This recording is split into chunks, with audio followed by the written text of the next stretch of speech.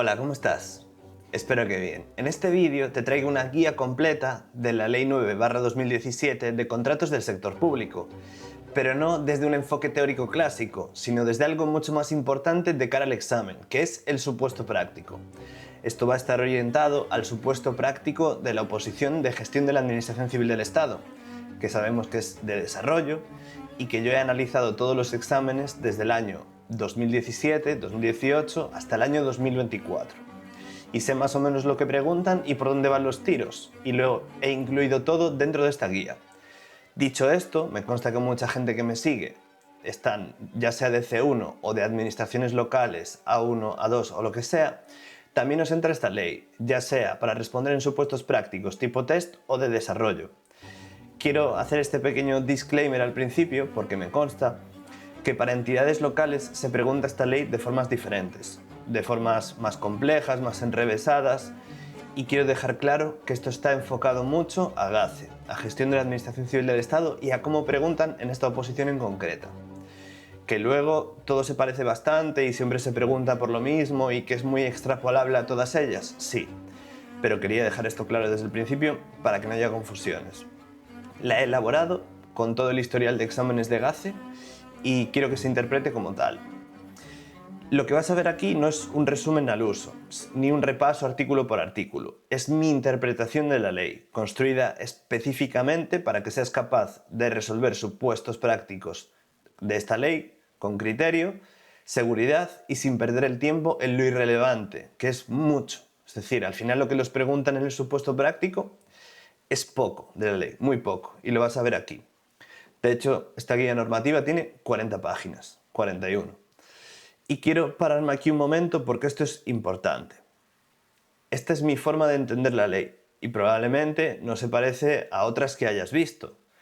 Pero esto no es porque la mía sea mejor que las otras, sino porque esta es una ley que es tan amplia y tan técnica que cada persona tiene su propio mapa mental, su propia interpretación. Por eso, aunque esta guía te va a ayudar muchísimo y sobre todo para estructurar, entender y empezar a trabajar bien los supuestos, mi recomendación es muy clara. Lo ideal no es quedarse con esta guía, lo ideal es que te devores la ley y te construyas tu propia idea. Dicho esto, si entiendes los artículos, los relacionas y ves cómo encajan, empiezas a sacar tus propias conclusiones. Esta guía te va a servir para hacer una introducción suave a la ley o para reforzar conceptos que igual no tenías demasiado claros. Pero bueno, dicho esto, esta guía me la habéis pedido muchísimo, me ha llevado un montón de tiempo construirla, simplificarla y bajarla al terreno práctico. Pero también te digo una cosa, este vídeo no va a ser muy largo, quiero que sea corto y conciso, porque si algo tiene esta ley es que es muy larga y es contra lo que tenemos que pelear, contra esta longitud, porque es el único escollo en el camino para entenderla y responder bien, porque nos va a caer una pregunta de esto fijo en el examen. Y está en esta ley, por lo tanto, si me estudio esta ley, acierto la pregunta. Y ya estoy más cerca de conseguir mi plaza como funcionario de carrera. Por lo tanto, yo lo vi muy claro en su momento, pero parece que la gente no lo entiende de esta forma. Y es que si en recursos humanos hay 15 leyes que nos pueden caer, en contratos es solo una. Por lo tanto, sabemos que nos va a caer una pregunta. Sabemos que es solo una ley, pues nos la estudiamos a fondo y aprobamos la pregunta. Ya está. No nos vamos a reales decretos del 80 y pico o cosas raras por ahí. Está todo aquí y punto. Por lo tanto, hay que aprovecharlo. Entonces, antes de empezar a escribir, ya puedes tener medio supuesto resuelto. Y esto no depende de la memoria normativa, sino del criterio.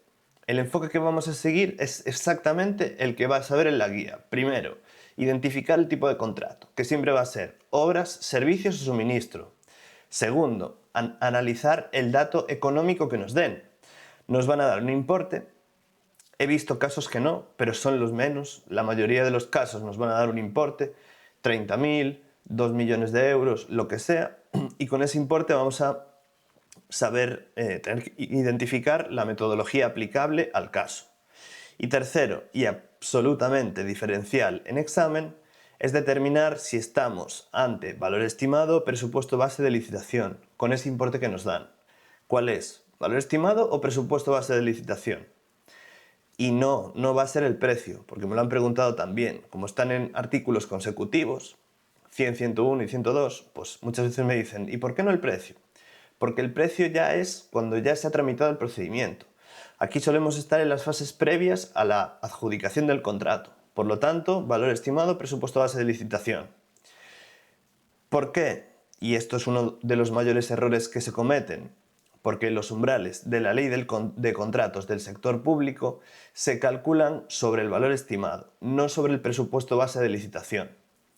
Por lo tanto, ya lo vamos a ver ahora en breve, los umbrales y cómo funcionan.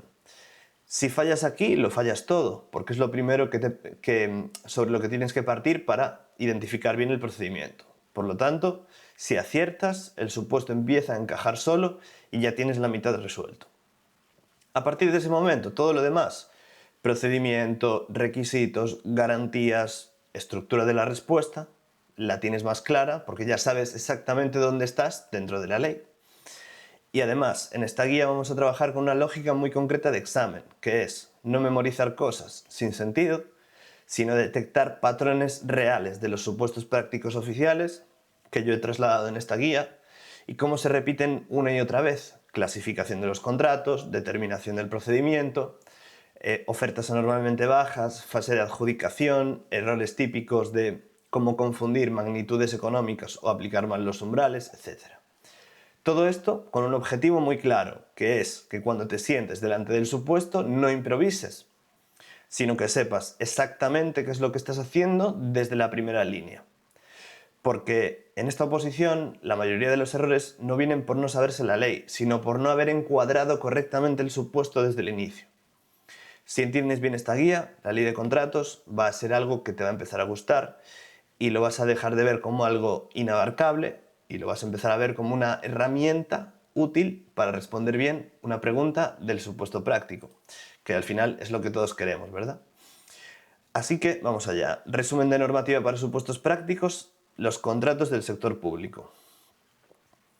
Bien, he puesto un punto cero antes de comenzar con la guía, porque me parece relevante hablar sobre la identificación del contrato y el cálculo del umbral, nada más empezar. Creo que es lo principal. Entonces, antes de empezar, te voy a dar un enfoque clave para afrontar con seguridad el supuesto práctico de contratos. Sé que la Ley 9/2017 suele generar bastante inseguridad en los opositores por su extensión y complejidad. Sin embargo, la parte positiva, y esto es fundamental que lo entiendas, es que en el supuesto práctico no te van a exigir dominar toda la ley, sino únicamente una parte muy concreta y recurrente. Concreta y recurrente, se repite siempre. Esto nos permite acotar muchísimo el estudio y centrarte en lo verdaderamente importante, que es exactamente lo que vamos a ver en esta guía. Identificar patrones, simplificar el análisis y trabajar con criterio práctico de examen. Y aquí viene la idea clave, que es que antes incluso de empezar a pensar en artículos en redactar, ya puedes tener medio supuesto encauzado si haces bien el primer paso.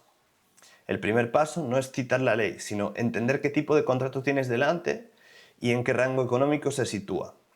Si haces esto bien desde el inicio, todo lo demás, procedimientos, requisitos, estructura de la respuesta, empieza a encajar de forma prácticamente automática.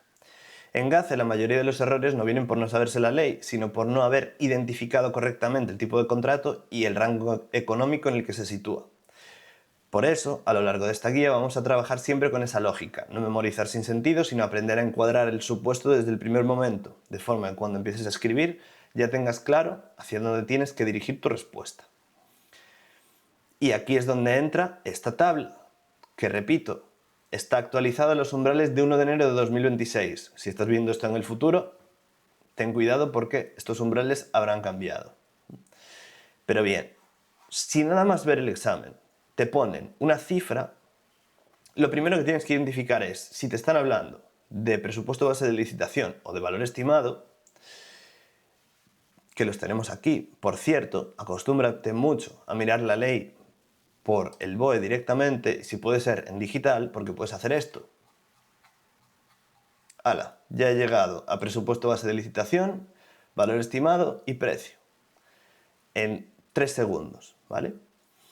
Yo sé que muchos estudiáis en papel, lo respeto, me parece perfecto, pero hay que usar esta herramienta que tenemos tan poderosa y que nos permite afrontar la norma con mucha rapidez y mucha agilidad. Presupuesto base de licitación, pum, índice, ya estamos aquí. Hay que identificarlos muy bien porque todo esto está pensado desde el punto de vista del valor estimado. Y puede que nos estén dando el presupuesto base de licitación, es decir, con IVA. Pero si ya nos empiezan a hablar de que es sin IVA, de que hay prórrogas, de que hay modificaciones y tal, estamos en valor estimado. Entonces, en cuanto lees el enunciado, tienes que hacer automáticamente este esquema mental. Tipo de contrato, si es de obras, servicios, suministros, y el dato económico que nos están dando. Aquí está uno de los puntos más importantes de todo el examen. Y déjame explicarte un poco esta tabla por si no estás familiarizado. Yo aquí he puesto los importes económicos restándole un euro cuando nos dicen que es menor que. Ejemplo, contrato menor de suministros, menor de 15.000 euros. Por lo tanto, valor estimado menor de 15.000 euros. Por lo tanto, no son 15.000 euros. Si te ponen 15.000 euros, ya no es un contrato menor, porque tiene que ser menor que. Por lo tanto, menor que es un euro menos. De esta forma no nos confundimos ya con eso. Sabemos que es menor que. No menor o igual, no mayor o igual, no. Que siempre intentan liar. Después, servicios lo mismo y obras menor de 40.000 euros. Contrato abierto simplificado de menor importe, 159.6. A partir de 15.000 euros, porque si no es menor. Y después, menor de 60.000 euros en suministro y servicios. Por lo tanto, 59.000 hasta 59.999 lo podemos enmarcar aquí.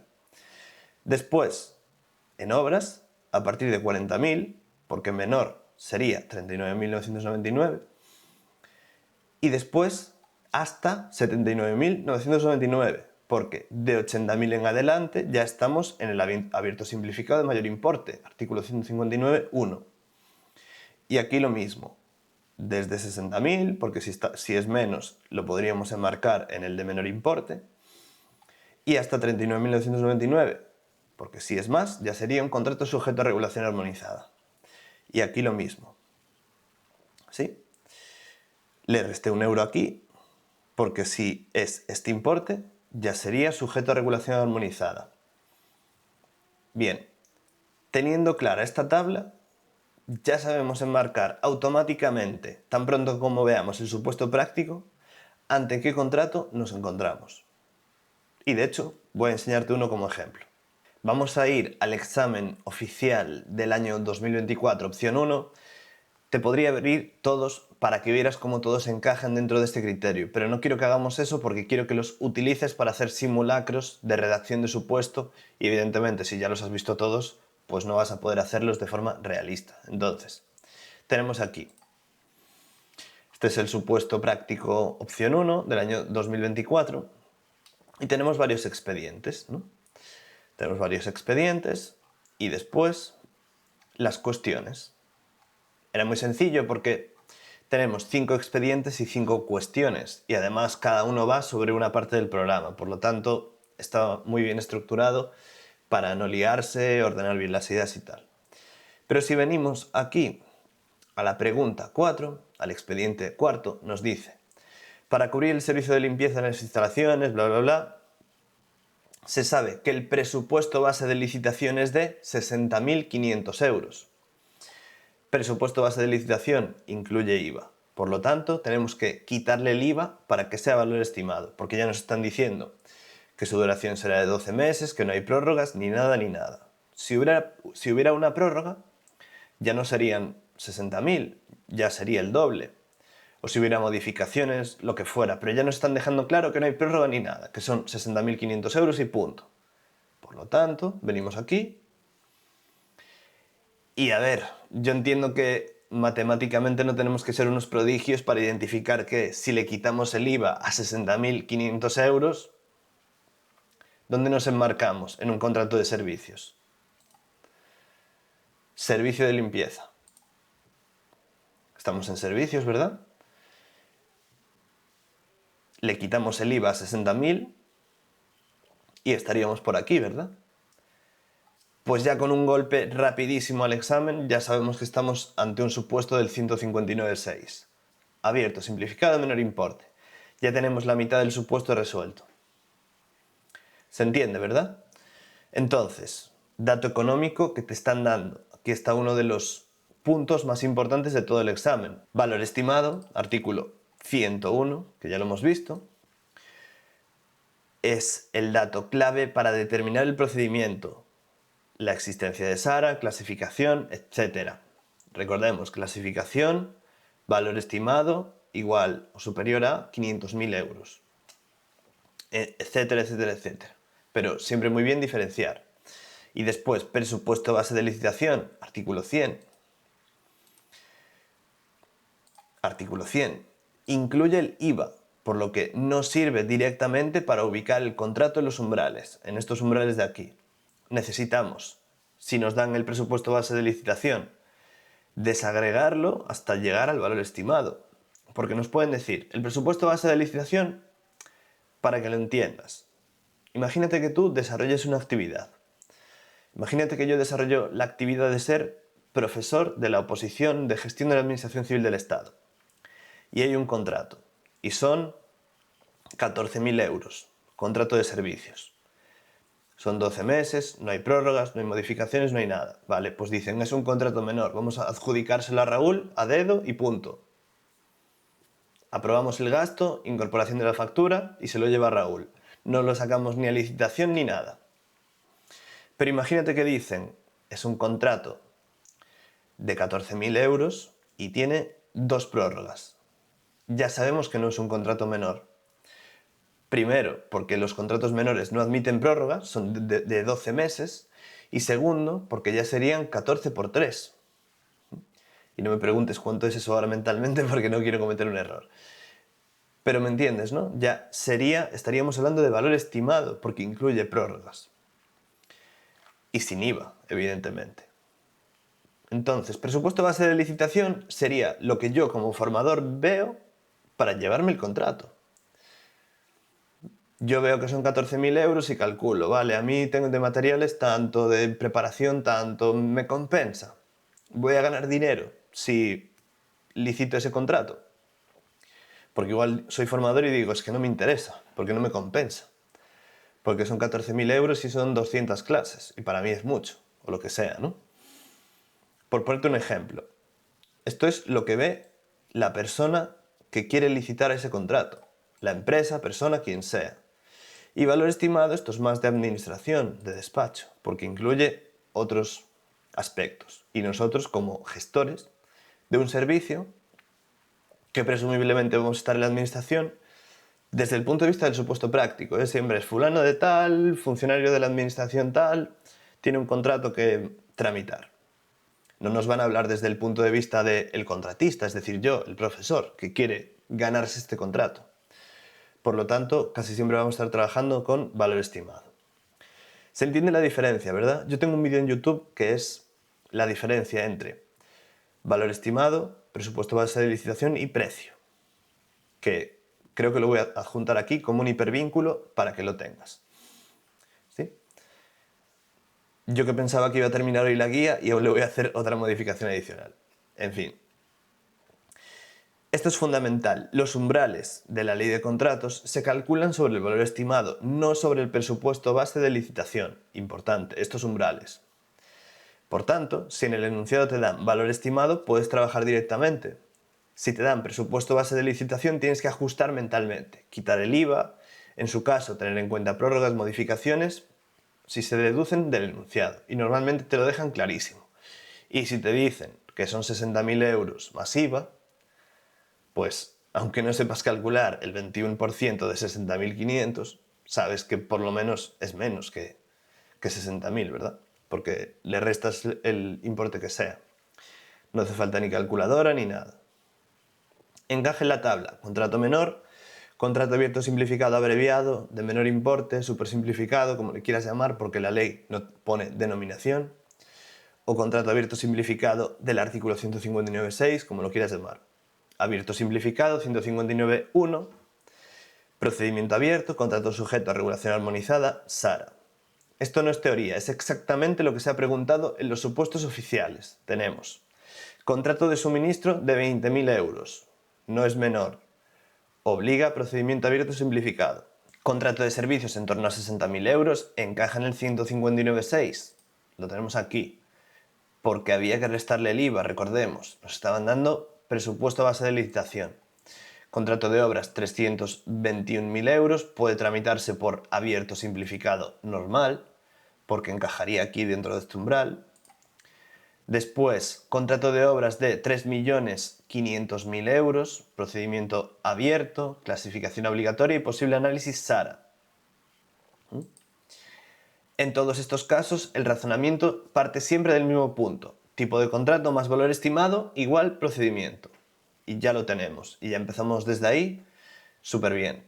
Idea clave para el examen. Si identificas correctamente desde el inicio, no te equivocas en el procedimiento, no te equivocas en los requisitos, clasificación, solvencia y garantías, no te equivocas en la estructura de la respuesta, pero si fallas aquí, todo el supuesto se desvirtúa, aunque cites correctamente la ley.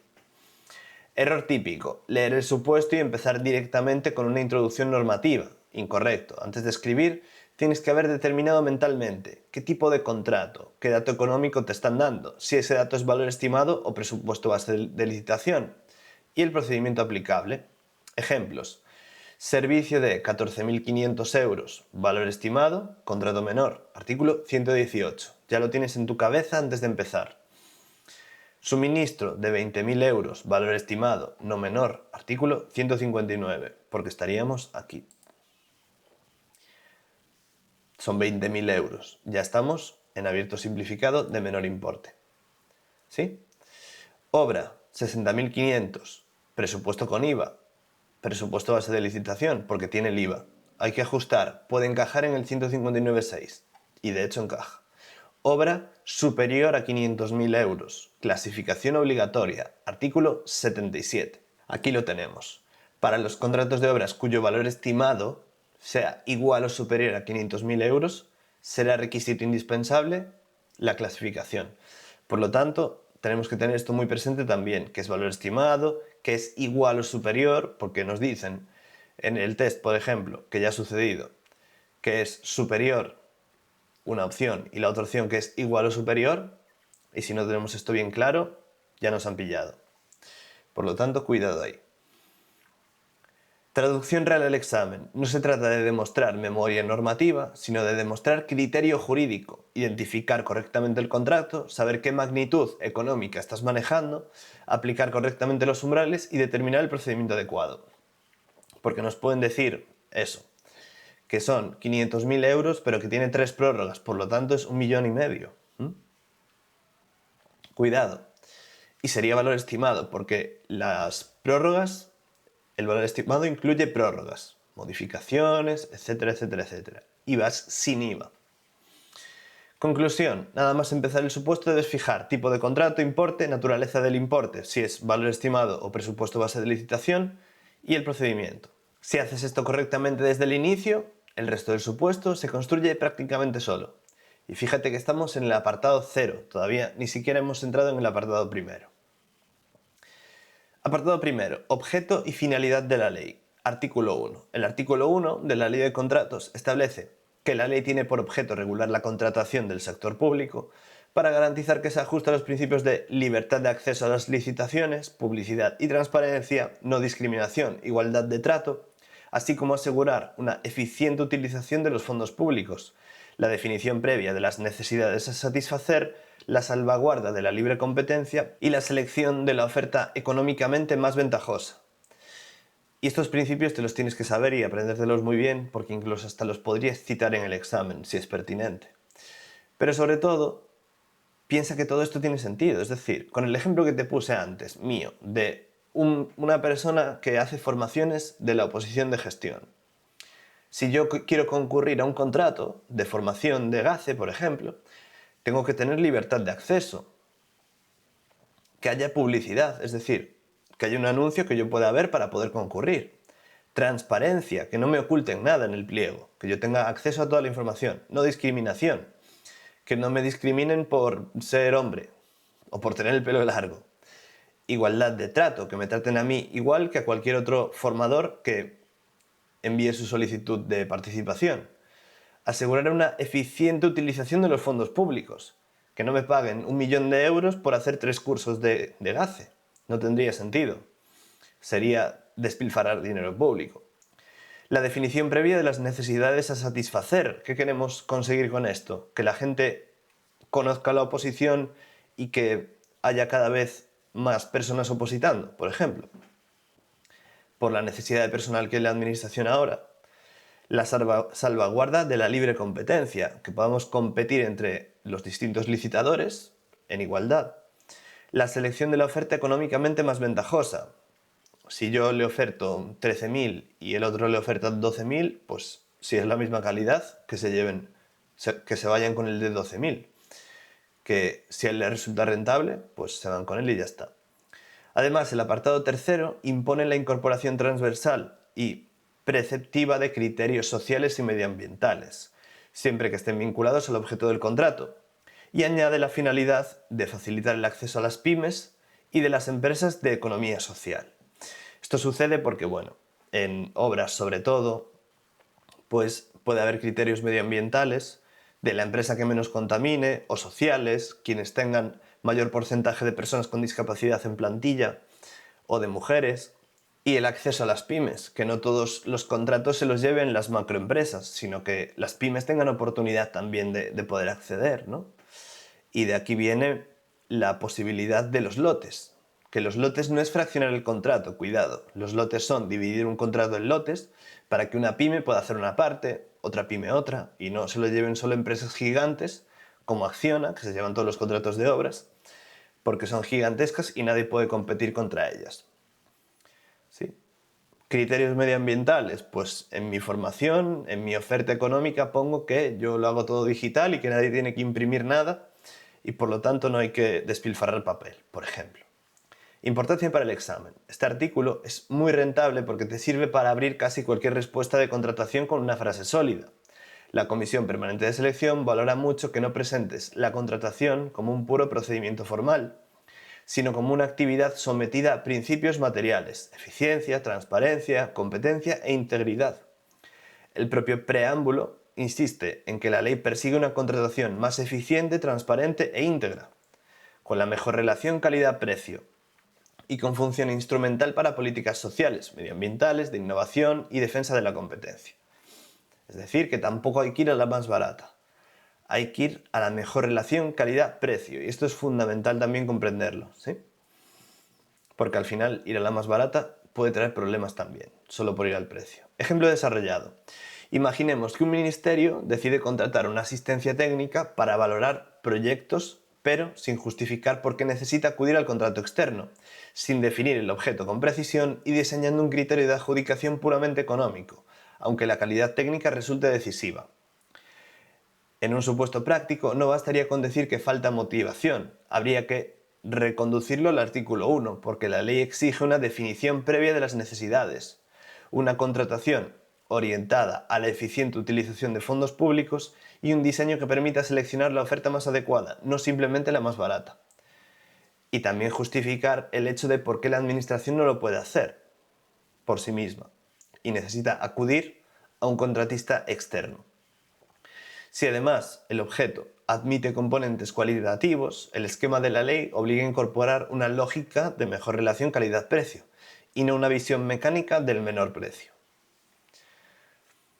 Ejemplo desarrollado ampliado. Imaginemos que un órgano de contratación diseña un contrato utilizando exclusivamente el precio como criterio sin justificarlo, conforme a los artículos 1.3 y 145. Fíjate que la norma nos está repitiendo este concepto en dos artículos diferentes, por lo tanto, muy importante. Mejor relación, calidad-precio. La regla general es la mejor relación calidad-precio, permitiéndose el precio como único criterio solo si se justifica en el expediente. Y hay que justificarlo bien. Este supuesto ha sido preguntado en el examen. La utilización del precio como único criterio sí es válida, pero exige motivación previa y determina consecuencias como el plazo de adjudicación, 15 días. Artículo 158 de la Ley de Contratos. ¿Sí? ¿Quedó claro? Quedó claro este primer artículo y cómo se puede aplicar al supuesto, ¿verdad? Yo creo que es un artículo bastante comodín.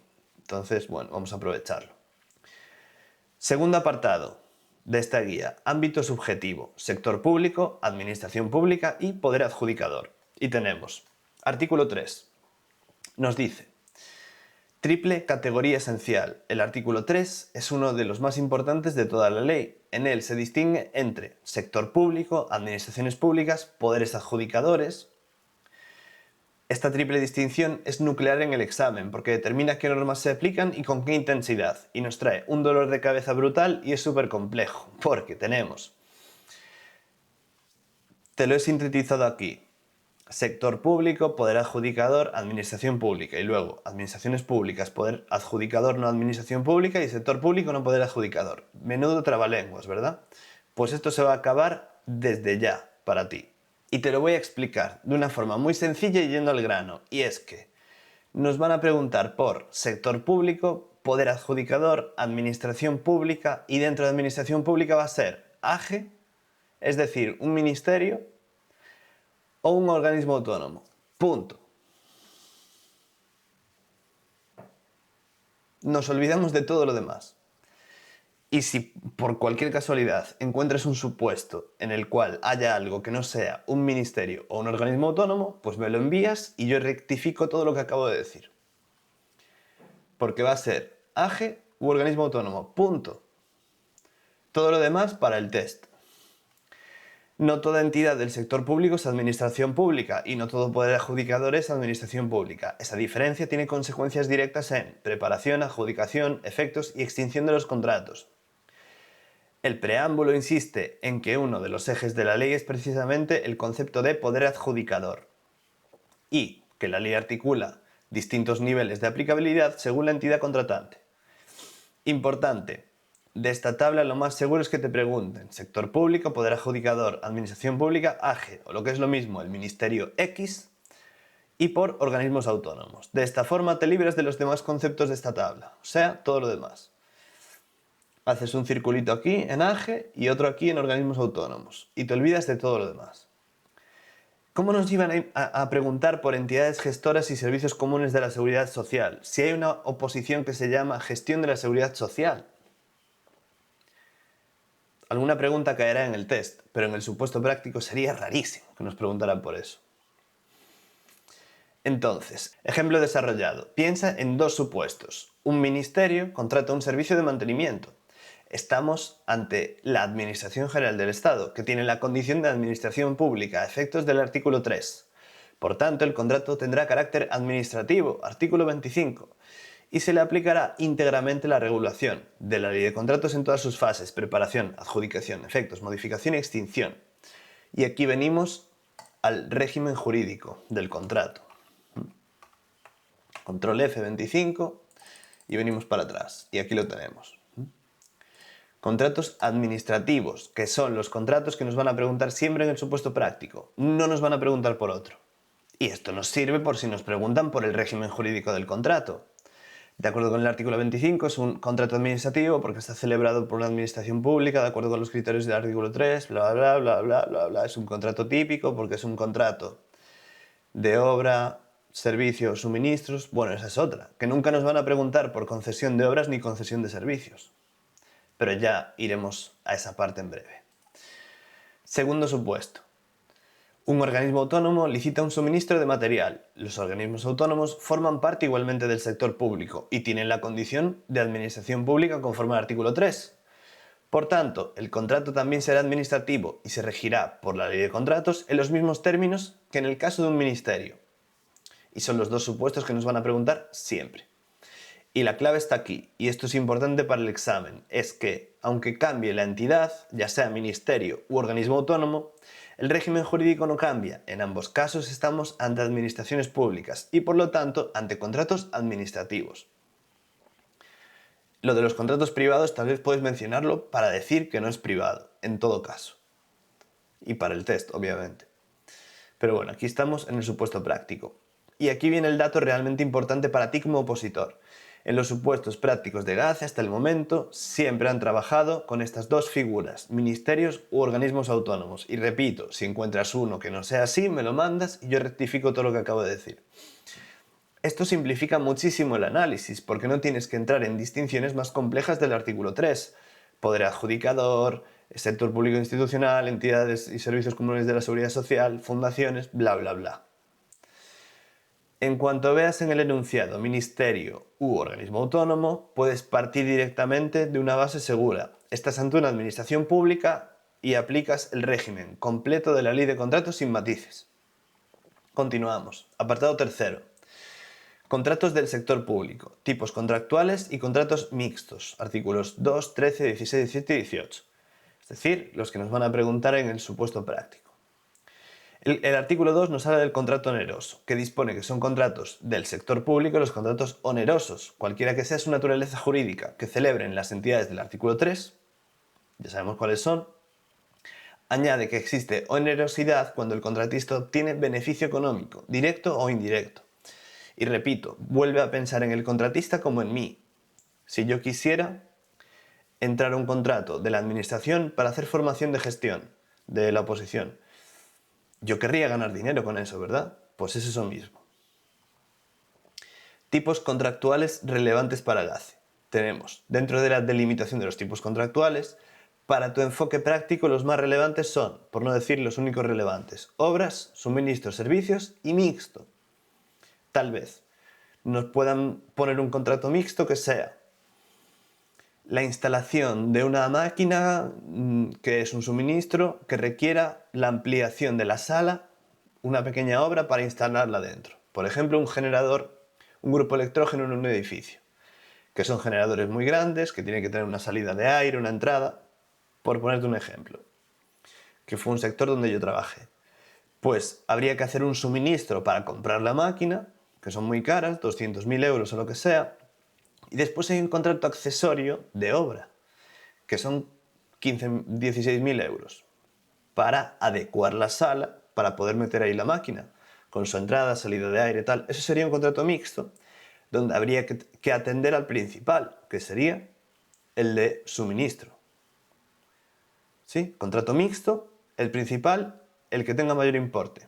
Y luego el accesorio, que es una obra para adaptar la sala para que quepa la máquina ahí.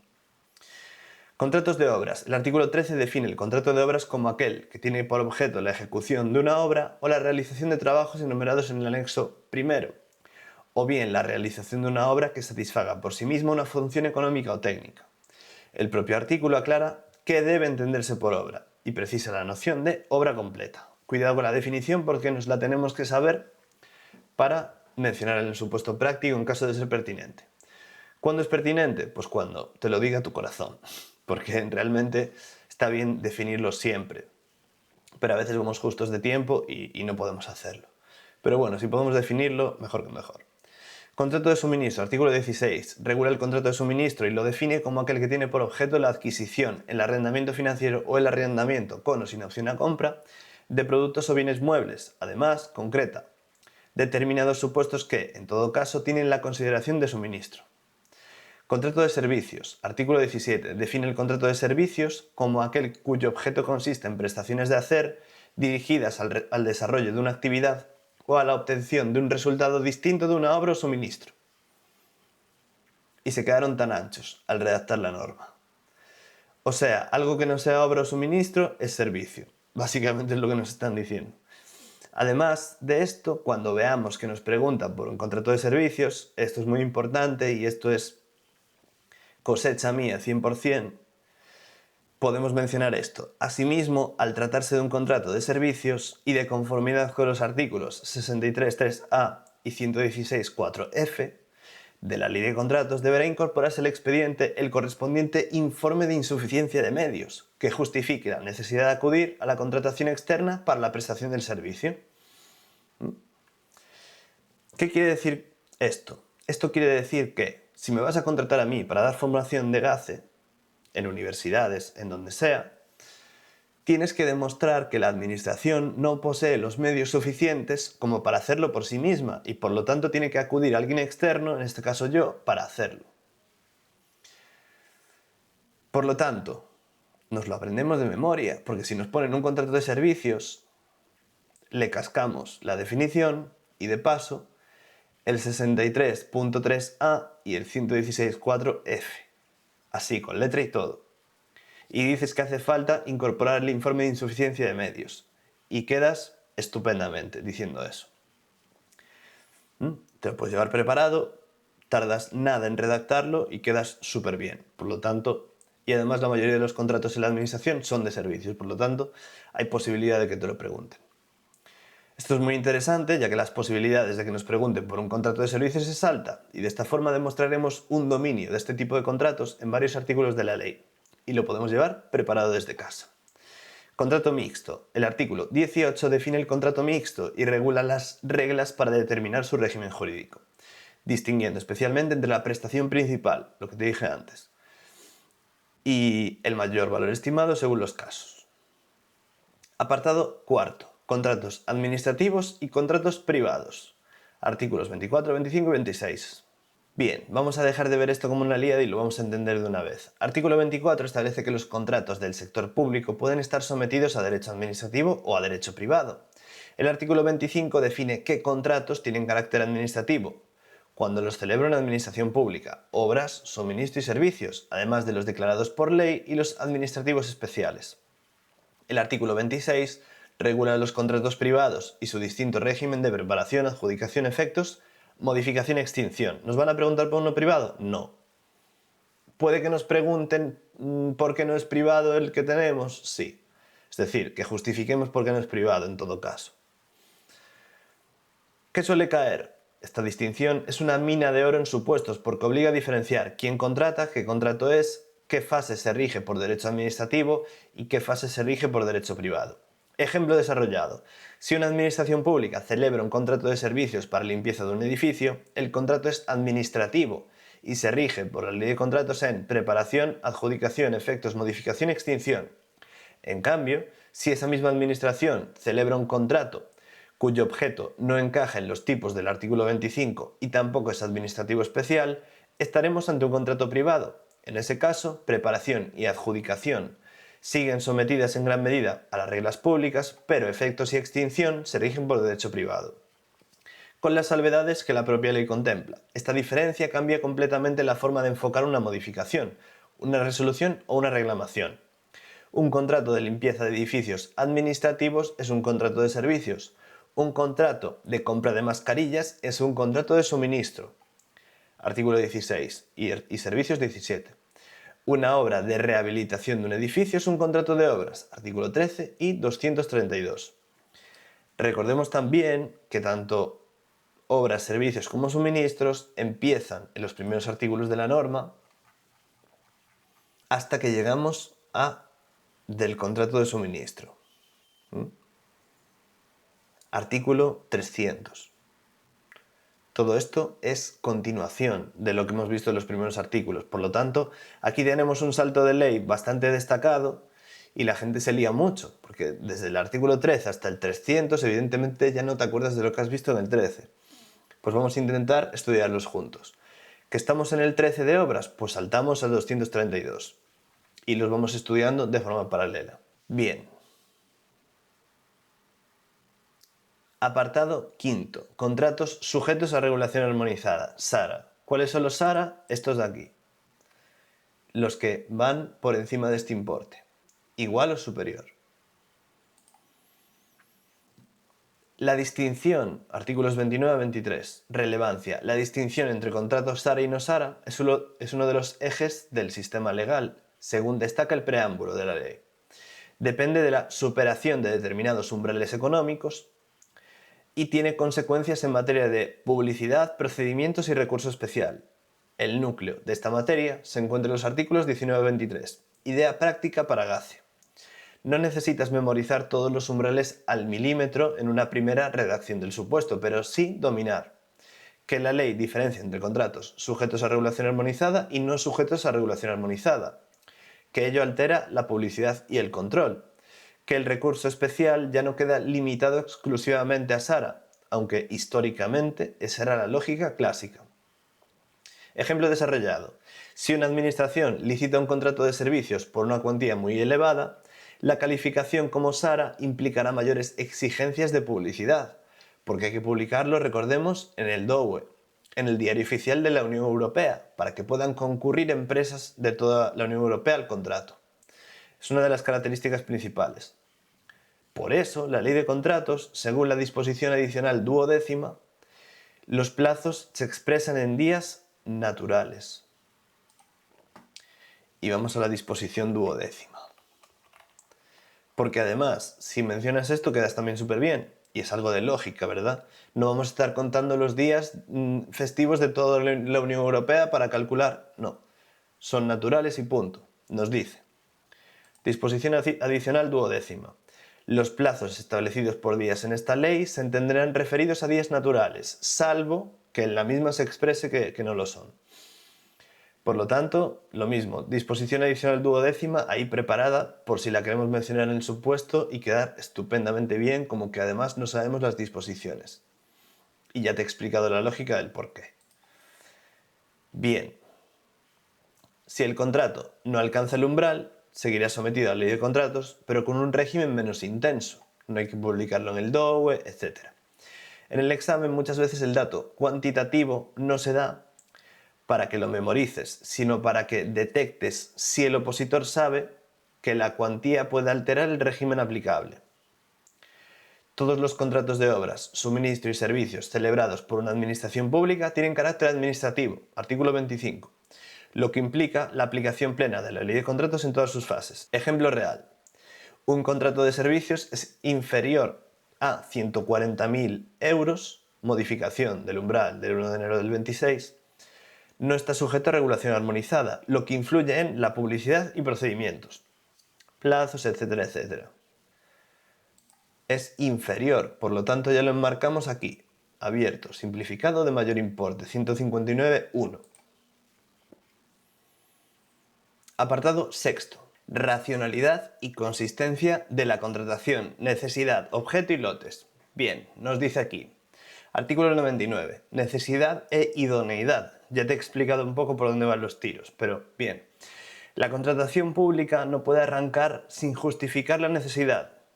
La ley sitúa esta exigencia en el bloque de racionalidad y consistencia de la contratación. Además, el artículo 99 exige que el objeto del contrato esté determinado y prohíbe su fraccionamiento con la finalidad de eludir publicidad o procedimiento. También dispone que, siempre que la naturaleza o el objeto lo permitan, deberá preverse la realización independiente de sus partes mediante división en lotes. Y ya te he explicado el porqué. Para que puedan concurrir pymes al procedimiento, etcétera, etcétera, y no se lo lleven solo las empresas gigantes. Ya te lo he explicado también con mi ejemplo, el tema de la necesidad de la contratación, que no disponga de medios propios la administración para ejecutarlo. Fraccionamiento indebido, uno de los temas más típicos de examen también. No se puede trocear un contrato para convertirlo en 20 contratos menores y no tener que sacarlo a licitación y adjudicárselo a nuestros colegas. Pero la división en lotes, sí. La ley y su preámbulo refuerzan la división en lotes como medida de acceso de las pymes, y ya has entendido el porqué. Si dividimos en lotes, permitimos que empresas pequeñas puedan concurrir a contratos que normalmente se los lleva Acciona, o empresas enormes, te pongo Acciona como un ejemplo. La regla general actual es más favorable a dividir y debe justificarse la no división, porque no se puede dividir el contrato y lo tiene que hacer solo una empresa. Y un contrato de tropecientos millones. Artículo 99.3. Caso típico, el fraccionamiento indebido aparece cuando se divide artificialmente un contrato para tramitarlo como contrato menor, vulnerando el artículo 99.2. ¿Se entiende, verdad? No se debe fraccionar artificialmente para convertirlo en menor y así eludir los requisitos de licitación, de publicidad, etcétera, etcétera. Apartado séptimo. Presupuesto base de licitación, valor estimado, precio y revisión de precios. Como te comentaba, tengo un vídeo en YouTube diferenciando estos tres conceptos, pero aquí lo vamos a ver también. Y lo bueno es que está en el artículo 100, 101, 102. ¿Por qué está bien esto? Porque al ser números redondos lo memorizamos mejor y nos resulta más fácil. Entonces, distinciones esenciales. La propia ley destaca la importancia de distinguir correctamente entre presupuesto base de licitación, artículo 100. Ahí lo tenemos. Valor estimado, artículo 101. Precio del contrato, artículo 102. Y revisión de precios, 103 a 105. ¿Qué debes tener claro? El presupuesto base de licitación es la cifra de salida de la licitación, es decir, la que yo veo, la que Raúl como preparador que quiere concurrir a un contrato de formación de GACE ve. El valor estimado es una magnitud técnica clave para determinar el procedimiento, publicidad y si es sujeto a regulación armonizada. El precio del contrato es la contraprestación pactada, es decir, yo he concurrido al contrato, Raúl, he formado parte del procedimiento, he concurrido y al final se ha determinado que el contrato se hace por 14.000 euros. Pues ese es el precio. Y se expresa en euros, etcétera, etcétera, etcétera. Ejemplo desarrollado. Supón que un contrato de servicios de mantenimiento por 2 años con posibilidad de prórroga con eventuales modificaciones previstas. El valor estimado no se limita al importe anual o al presupuesto inicial de licitación, sino que integra lo que la ley ordena computar a efectos de determinar el verdadero volumen económico del contrato. En cambio, el precio será el que finalmente se pacte con el adjudicatario, conmigo. Me estoy poniendo a mí de ejemplo siempre, pero para que lo entiendas. ¿Que al final me van a pagar 14.000? Pues eso es el precio. El presupuesto base de licitación será la referencia de partida del procedimiento. Si en el supuesto mezclas estas categorías, es fácil que yerres en la determinación del procedimiento aplicable.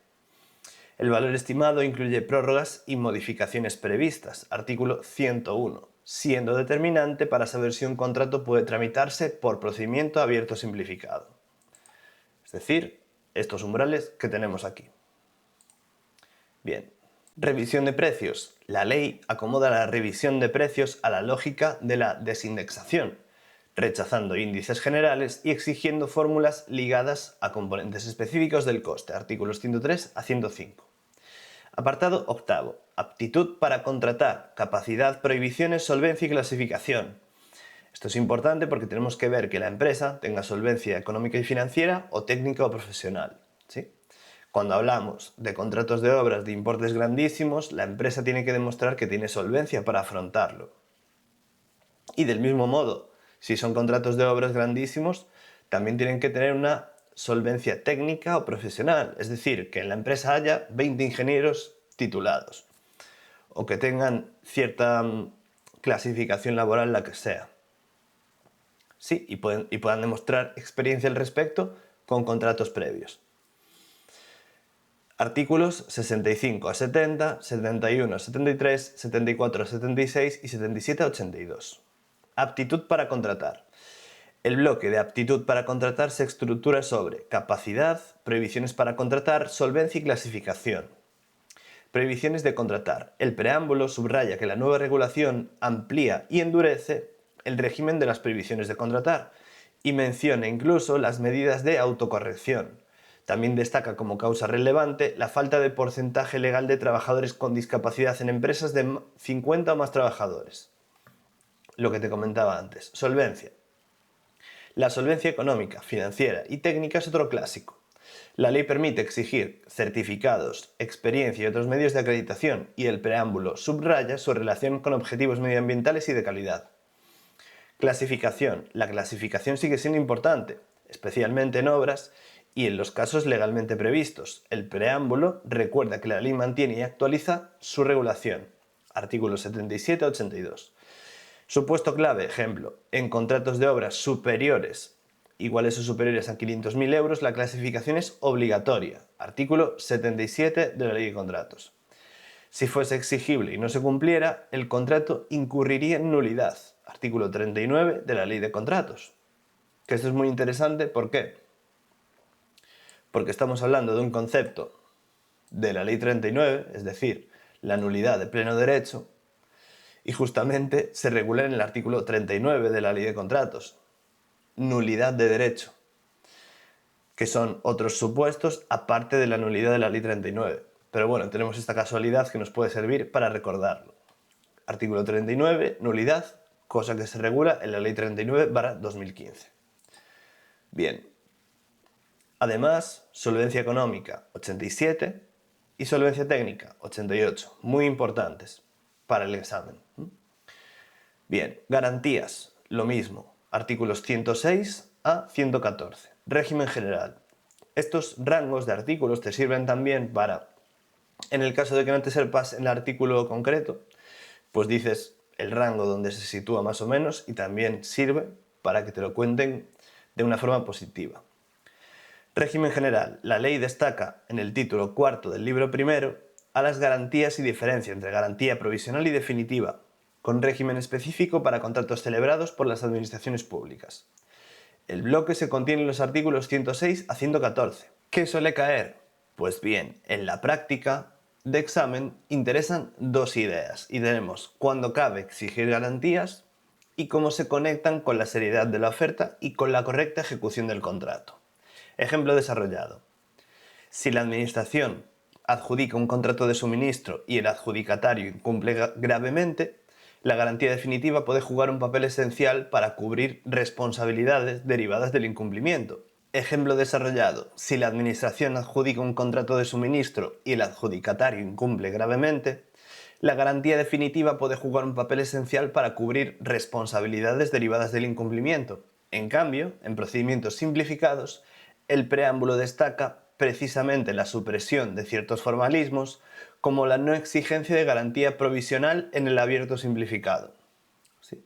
Recordemos, aquí tenemos un ejemplo.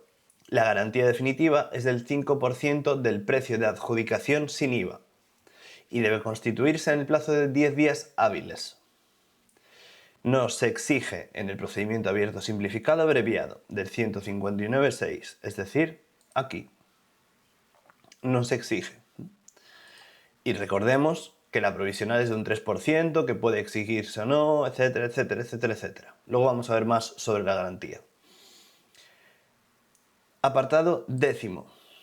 Expediente de contratación y pliegos. Artículos 116, 118, ¿nos suena?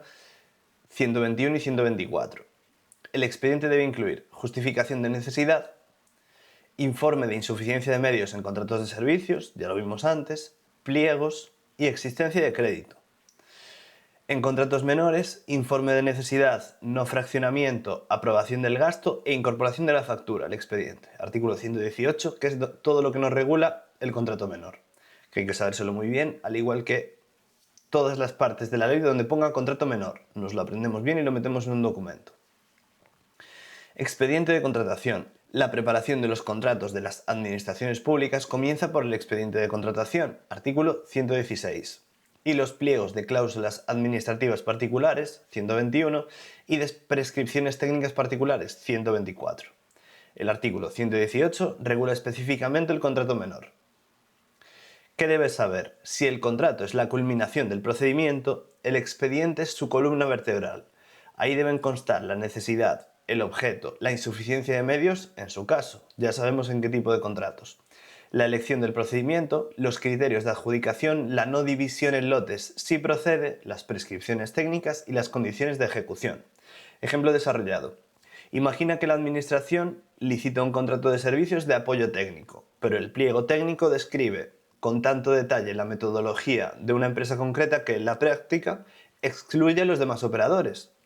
En el supuesto, el error no estaría solo en la adjudicación, sino ya en la preparación del contrato, porque estamos excluyendo al resto de licitadores y por lo tanto estamos yendo en contra de los principios de igualdad y no discriminación. Concretamente en los pliegos, porque la configuración técnica del objeto no puede falsear a la competencia, ni cerrar indebidamente el acceso a una solución única cuando no esté justificado. Bien, apartado 11. Procedimientos de adjudicación. Muy importante y muy sencillo además. No tan sencillo en la norma, sí muy sencillo para lo que nos interesa a nosotros. Artículos 131, 156, 159, 160 y 177. Nos dice, procedimientos principales. La ley regula, entre otros, el abierto y el abierto simplificado. 156 y 159, que ya lo vimos aquí. El 159, tanto el 1 como el 6, importantísimos.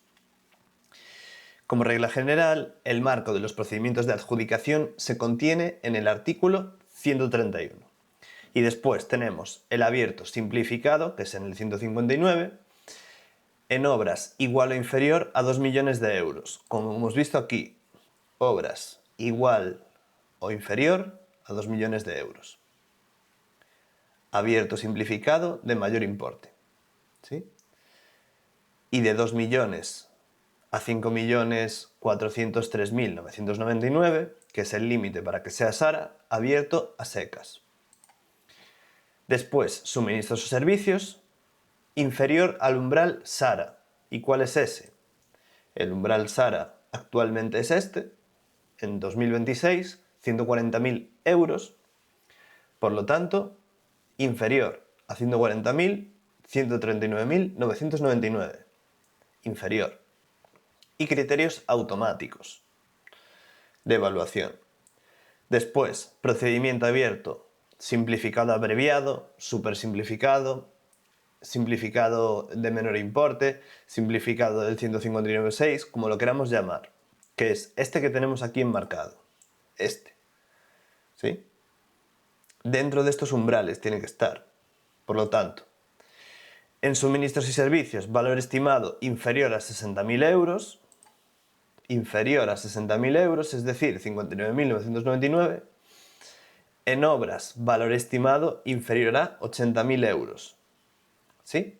Y aquí ponemos que el umbral empieza en 40.000, porque si no sería un contrato menor de obras. Y aquí lo mismo, empieza en 15.000 porque si no sería un contrato menor. ¿Se entiende, verdad? Si no se entiende, me lo pones en comentarios o me mandas un mensaje. No requiere solvencia, no requiere garantía y los plazos son reducidos. Ejemplo real, contrato de limpieza de 60.500 euros. Cuidado porque en este ejemplo tenía el IVA incluido. Por lo tanto, al descontarle el IVA, nos íbamos a este umbral de aquí. ¿Sí? Nos estaban dando presupuesto base de licitación en el examen, en el ejemplo que te he puesto. Procedimiento abierto. Es la vía ordinaria por excelencia. Artículo 156.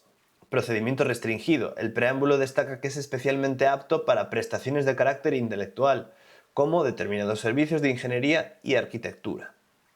Restringido, se seleccionan unos cuantos y solo pueden licitar esos.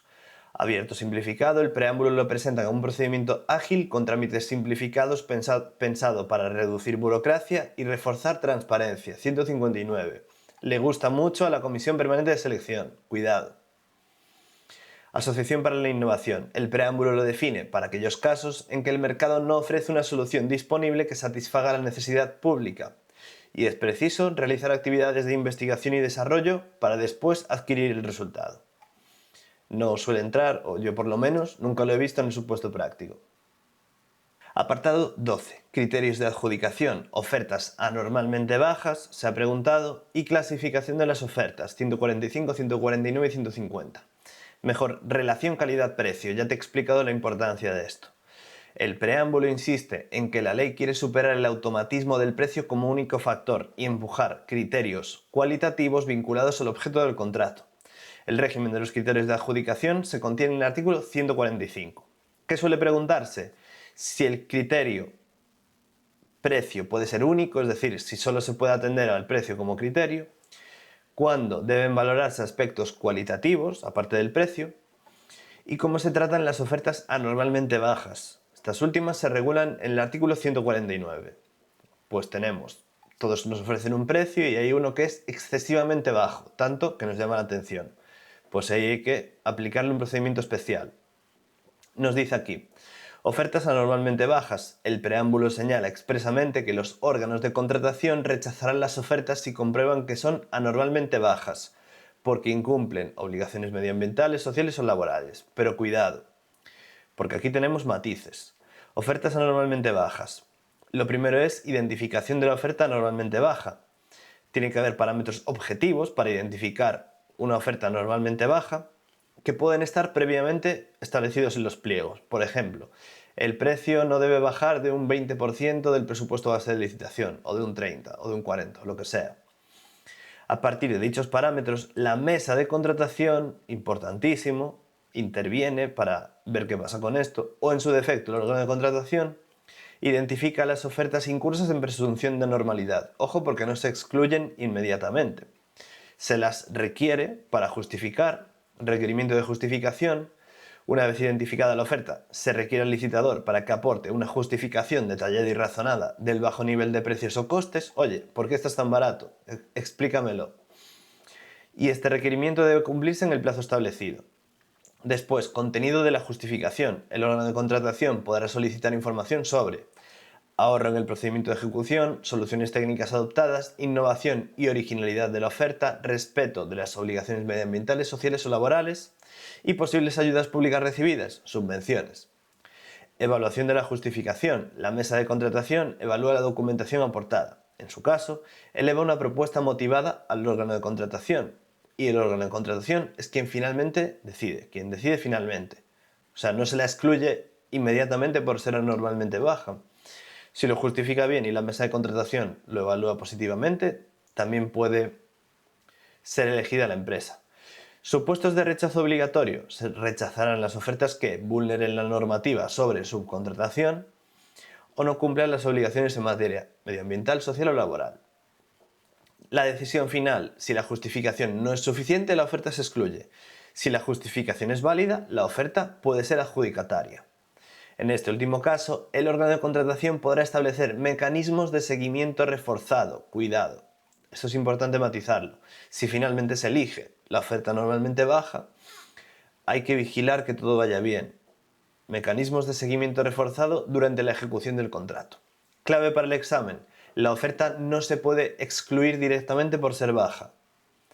Siempre es necesario detectarla conforme a los pliegos, dar trámites de justificación, resolver motivadamente. Ejemplo, si una oferta puede declararse normalmente baja, si así lo prevén los pliegos. Procedimiento, requerimiento de justificación, evaluación, aceptación o exclusión. Si se acepta, la controlamos. Control reforzado de ejecución, ¿vale? Se ha preguntado ya en su puesto práctico, por lo tanto, cuidado. Clasificación de las ofertas y adjudicación del contrato. Artículo 150. Clasificación de las ofertas. La mesa de contratación, importantísima la mesa de contratación. Mesa de contratación. Fíjate todas las veces que se menciona aquí. Justo no lo ves por el tamaño, pero hay 30 resultados. ¿Vale? 30 resultados. Y el artículo es el 326, muy importante. Órgano de apoyo al procedimiento de contratación. Clasificación. La mesa de contratación o, en su defecto, el órgano de contratación clasifica las ofertas por orden decreciente, conforme a los criterios de adjudicación. Si interviene la mesa, formula propuesta de adjudicación al órgano de contratación. El órgano de contratación es quien finalmente decide. Requerimiento al licitador mejor clasificado. Se requiere al licitador que haya presentado la mejor oferta para que, en el plazo de 10 días hábiles, aporte documentación justificativa y constitución de la garantía definitiva. Este trámite es esencial y muy preguntado en el examen. Incumplimiento del requerimiento. Si el licitador no cumple adecuadamente el requerimiento en plazo, se entiende que retira su oferta. Se le impone una penalidad del 3% del presupuesto base de licitación, IVA excluido. La penalidad se ejecuta con carácter preferente sobre la garantía provisional, si existe, que recordemos que es de este 3%. Se pasa a requerir la documentación al siguiente licitador por orden de clasificación. Matiz. Vamos un momento a la garantía provisional. Vamos a poner aquí en el buscador garantía provisional. Bien.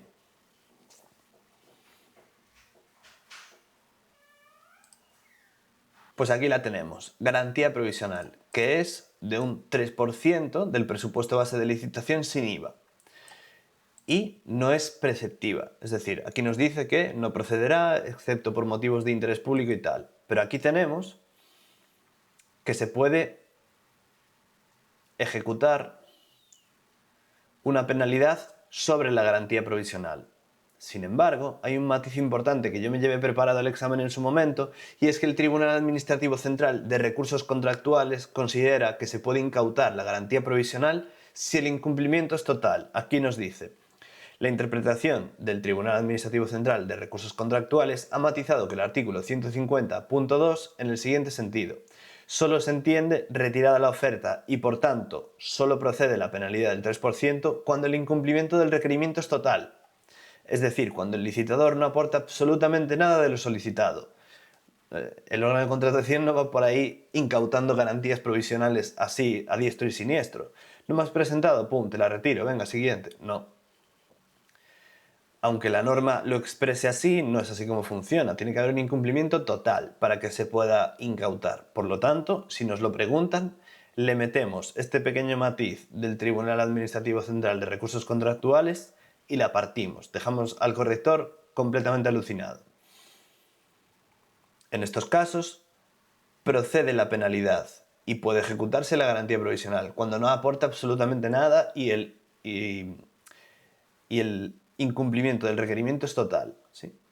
Por el contrario, si el licitador presenta la documentación de forma incompleta o defectuosa, no se entiende retirada la oferta y no procede la penalidad. En estos supuestos, el incumplimiento no tiene entidad suficiente para sancionar económicamente. Lo procedente será, en su caso, la exclusión de la oferta, pero no la penalización. Posible redacción para el examen. Ahora bien, conviene tener en cuenta la interpretación del Tribunal Administrativo Central de Recursos Contractuales, que ha matizado el régimen del artículo 150.2 de la Ley de Contratos. Según esta doctrina, la oferta solo se considera retirada y, por tanto, solo procede exigir la penalidad del 3% del presupuesto base de licitación cuando el incumplimiento del requerimiento es total, es decir, cuando el licitador no aporta absolutamente nada de lo solicitado. Solo en estos casos cabe apreciar la retirada de la oferta y, en su caso, la ejecución de la garantía provisional. Por el contrario, si la documentación se presenta de forma incompleta o defectuosa, no puede entenderse retirada la oferta, de modo que no procede la penalización económica, sin perjuicio de que pueda acordarse la exclusión del licitador si el incumplimiento es relevante, es decir, total. Esta interpretación resulta además coherente con el principio de subsanación recogido en la Ley 39/2015, evitando soluciones desproporcionadas contrarias al interés público. No queremos andar perjudicando a empresas penalizándoles con 3%, así a diestro y siniestro. Lo que quiere la administración es contratar y que todo salga bien y no estar incautando garantías, ¿vale? Conexión con la Ley 39/2015. Como vemos, hay bastantes a lo largo de la norma.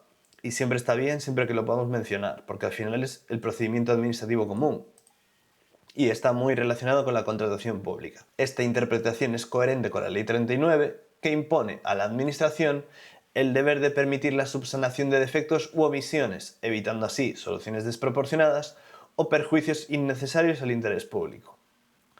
Adjudicación del contrato. Una vez recibida correctamente la documentación, el órgano de contratación debe adjudicar el contrato en el plazo de 5 días hábiles. Este plazo es otro de los puntos típicos de examen, ¿vale?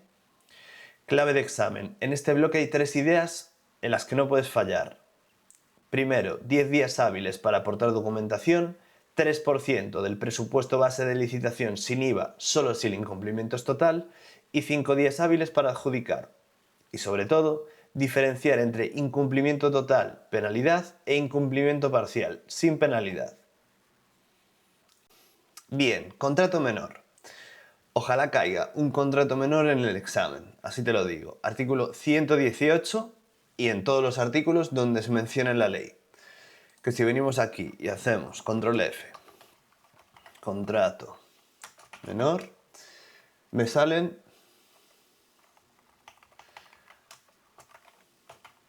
22 resultados. Bueno, aquí tenemos el grueso, que es el 118, y luego tenemos todos los demás artículos donde se menciona. Pero te los tienes que revisar todos y hacerte un listado con todos los artículos donde se menciona, y si te cae un contrato menor, se los sueltas todos, para que quede ahí bien justificado y demuestres un buen dominio de la norma. Importancia real en el examen. Aunque la ley es muy extensa, el contrato menor sigue siendo uno de los temas que más aparece en preguntas cortas y supuestos, precisamente por el riesgo de abuso y fraccionamiento, lo que te comentaba antes. Y lo único que tienes que saber para identificarlo rápido es estos criterios que te he puesto aquí. Y que no sea de más de 12 meses y que no haya prórrogas, recuerda. Bien.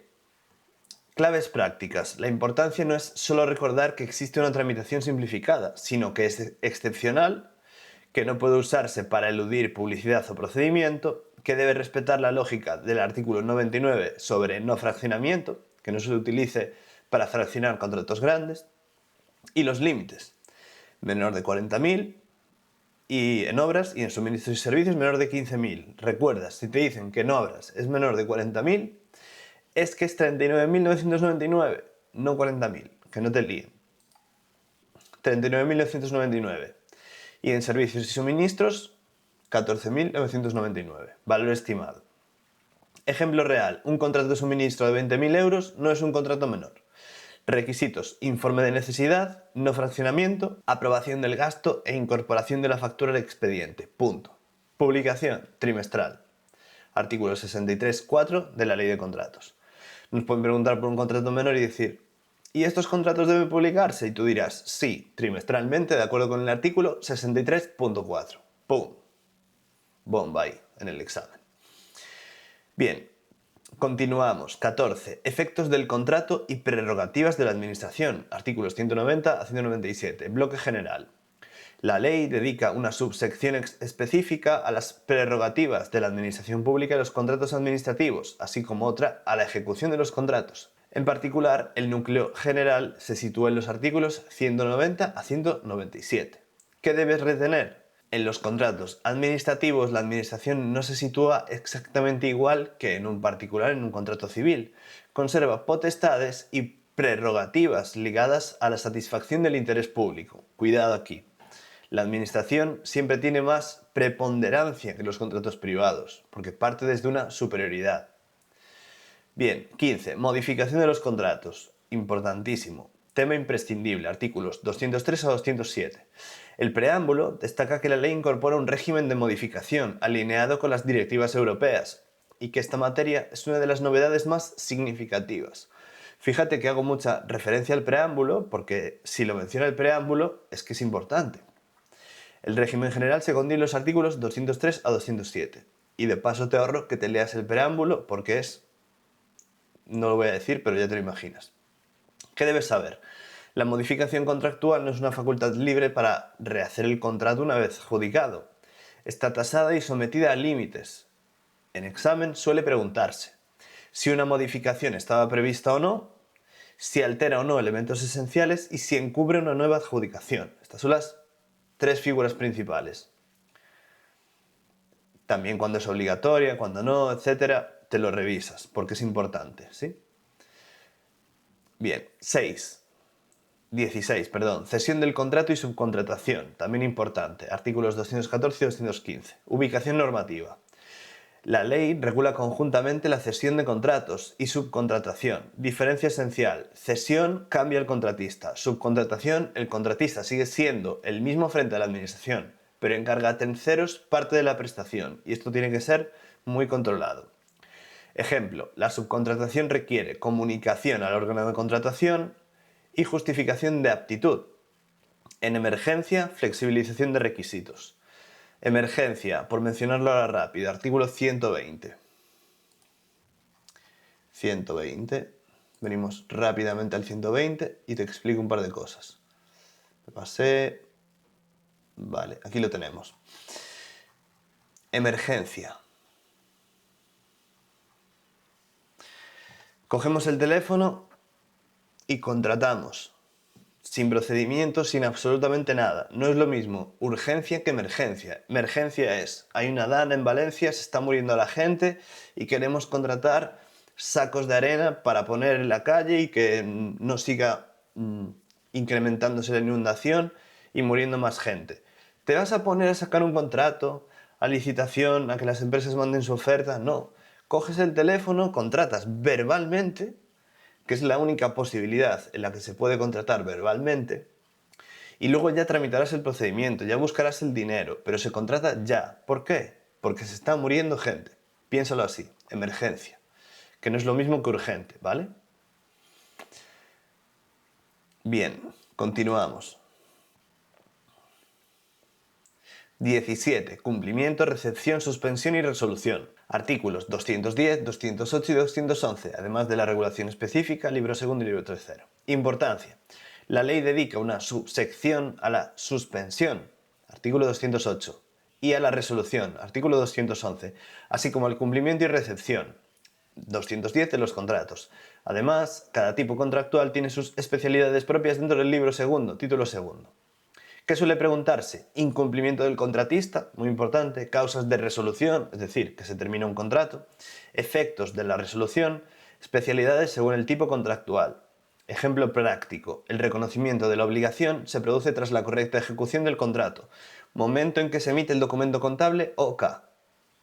Muy ligado a la ley de contratos a los documentos contables. Muchas veces lo preguntan en conjunto.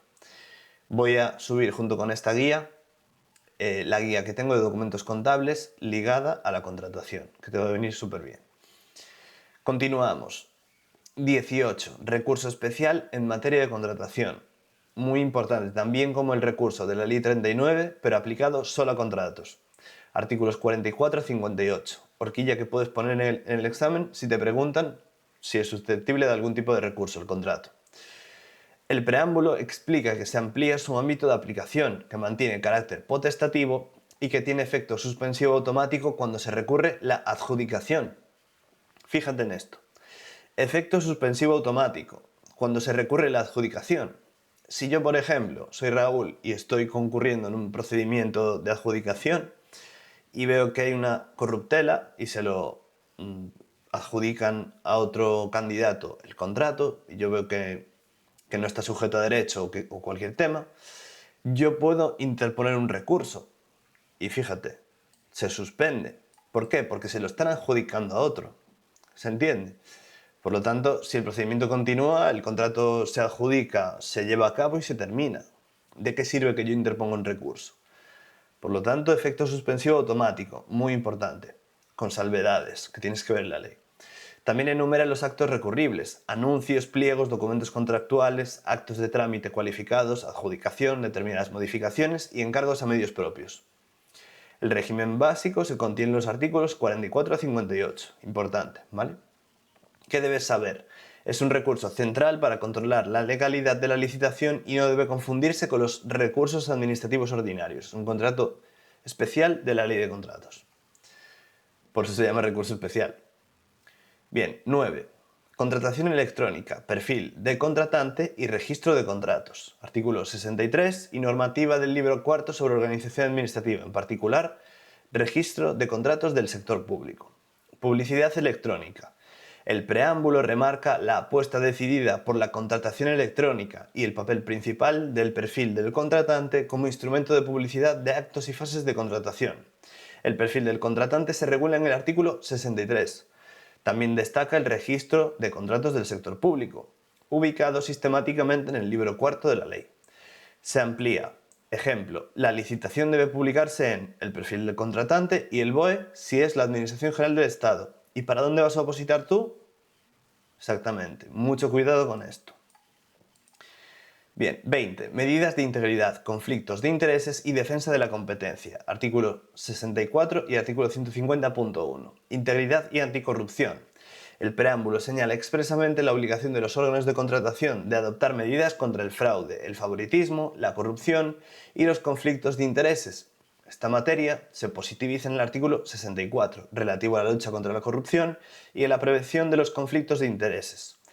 Competencia y colusión. También destaca la previsión del artículo 150.1 que permite trasladar a la Comisión Nacional de Mercados de Competencia o a la Autoridad Económica indicios fundados de conductas colusorias antes de la adjudicación.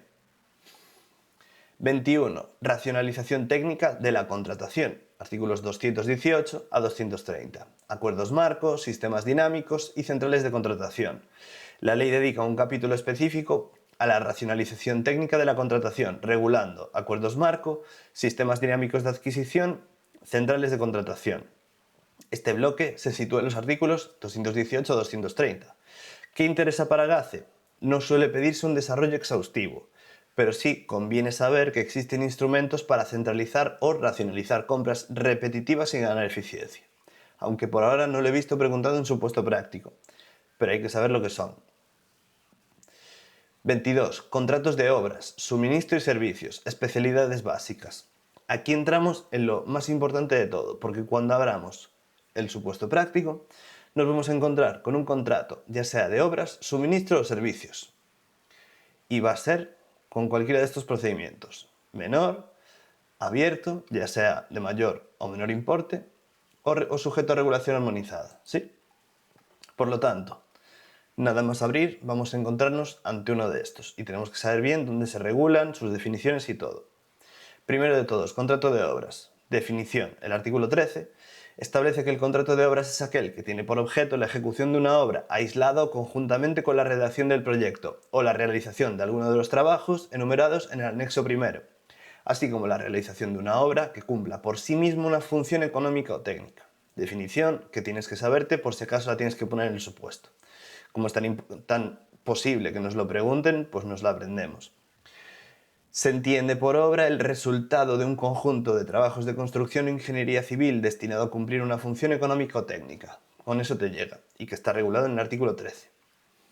¿Qué suele preguntarse en el examen? En GACE el contrato de obra suele aparecer vinculado a cuestiones como calificación jurídica del contrato, necesidad o no de clasificación del contratista. Recordamos, artículo 77, igual o superior a 500.000 euros.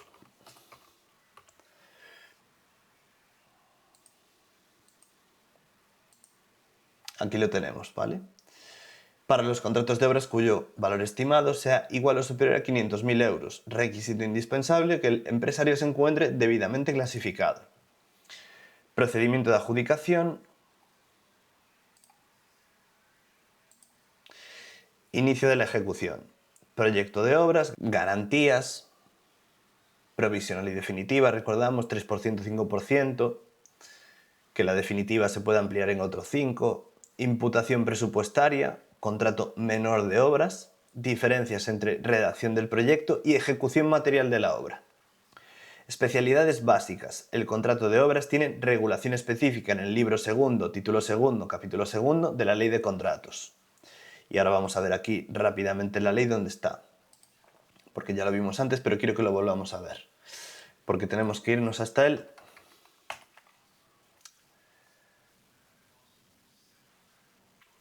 Tenemos que venir aquí, 232. 231 realmente. Pero bueno, fíjate qué salto pegamos de norma que pasamos del artículo 13 al 230 y pico. Pero si ya lo estudiamos de forma ligada, pues nos va a resultar mucho más fácil. Y cuidado, porque ahora después viene concesión de obras y concesión de servicios, que es súper largo todo lo que viene ahora. Y no va a entrar en el supuesto. En mi opinión, ¿vale? Nunca se ha visto hasta el momento. Que lo hagan ahora de forma excepcional podría suceder, pero yo nunca lo he visto en un supuesto práctico de GACE, ¿vale? Concesión de obras, tochazo, concesión de servicios, otro tochazo, y luego viene servicios y suministros. Y ahí tenemos que prestar atención otra vez. Bien, especialidades básicas. Entre sus aspectos más relevantes se encuentran actuaciones preparatorias, necesidad de proyecto previo, replanteo, cuando comienza la ejecución de una obra. ¿Cuándo comienza? Pues ponemos aquí, acta de... Fíjate, la ejecución del contrato de obras comenzará con el acta de comprobación del replanteo. ¿Cuándo comienza la ejecución del contrato de obras? Con el acta de comprobación del replanteo. Te aprendes eso como si fuera la palma de tu mano, porque se pregunta muchísimo, ¿sí? Pues aquí lo tenemos, replanteo. Ejecución, modificación, cumplimiento, recepción, resolución. Todo esto te lo imprimes y vas cubriendo aquí lo que sea pertinente de cada una de las partes. Además, el artículo 231 exige, con carácter general, la previa elaboración, supervisión, aprobación y replanteo del proyecto para adjudicar el contrato de obras. La ejecución comienza con el acta de comprobación del replanteo, conforme al artículo 237 de la Ley de Contratos. Y te lo aprendes y lo pones ahí en el supuesto. 237, si te lo preguntan, claro, o si ves que es pertinente. También es muy importante la clasificación del contratista, que será obligatoria cuando el valor estimado del contrato sea igual o superior a 500.000 euros, según el artículo 77. Mini supuesto tipo examen. Un ministerio necesita rehabilitar la fachada principal de su edificio administrativo. El valor estimado del contrato asciende a 3.500.000 euros. El plazo de ejecución es de 1 año y se plantea la adjudicación mediante procedimiento abierto. Además, el órgano gestor se pregunta si la empresa adjudicataria debe estar clasificada, cuándo comienza la ejecución de la obra y si la redacción del proyecto puede contratarse separadamente. 3,5 millones de euros. ¿Dónde nos encontramos? Aquí. Porque nos están hablando de valor estimado. Cuidado. Clave de resolución. Este supuesto obligaría al alumno a detectar si se trata de un contrato de obras del artículo 13. A partir de ahí, debería saber que, al superar los 500.000 euros, sí es exigible la clasificación del contratista, artículo 77. La ejecución no comienza con la adjudicación ni con la formalización, sino con el acta de comprobación del replanteo. La redacción del proyecto puede y normalmente debe contratarse de forma separada, porque la contratación conjunta del proyecto y obra tiene carácter excepcional. Cuidado con esto. Suelen llamarse proyectos llave en mano, pero eso no te importa en absoluto, entonces no sé ni por qué te lo estoy diciendo. Pero bueno, la obra exige proyecto previo. Otro mini supuesto muy preguntable. Durante la ejecución de una obra de rehabilitación de un edificio administrativo, se produce una inundación en varios despachos, ajena a la obra principal.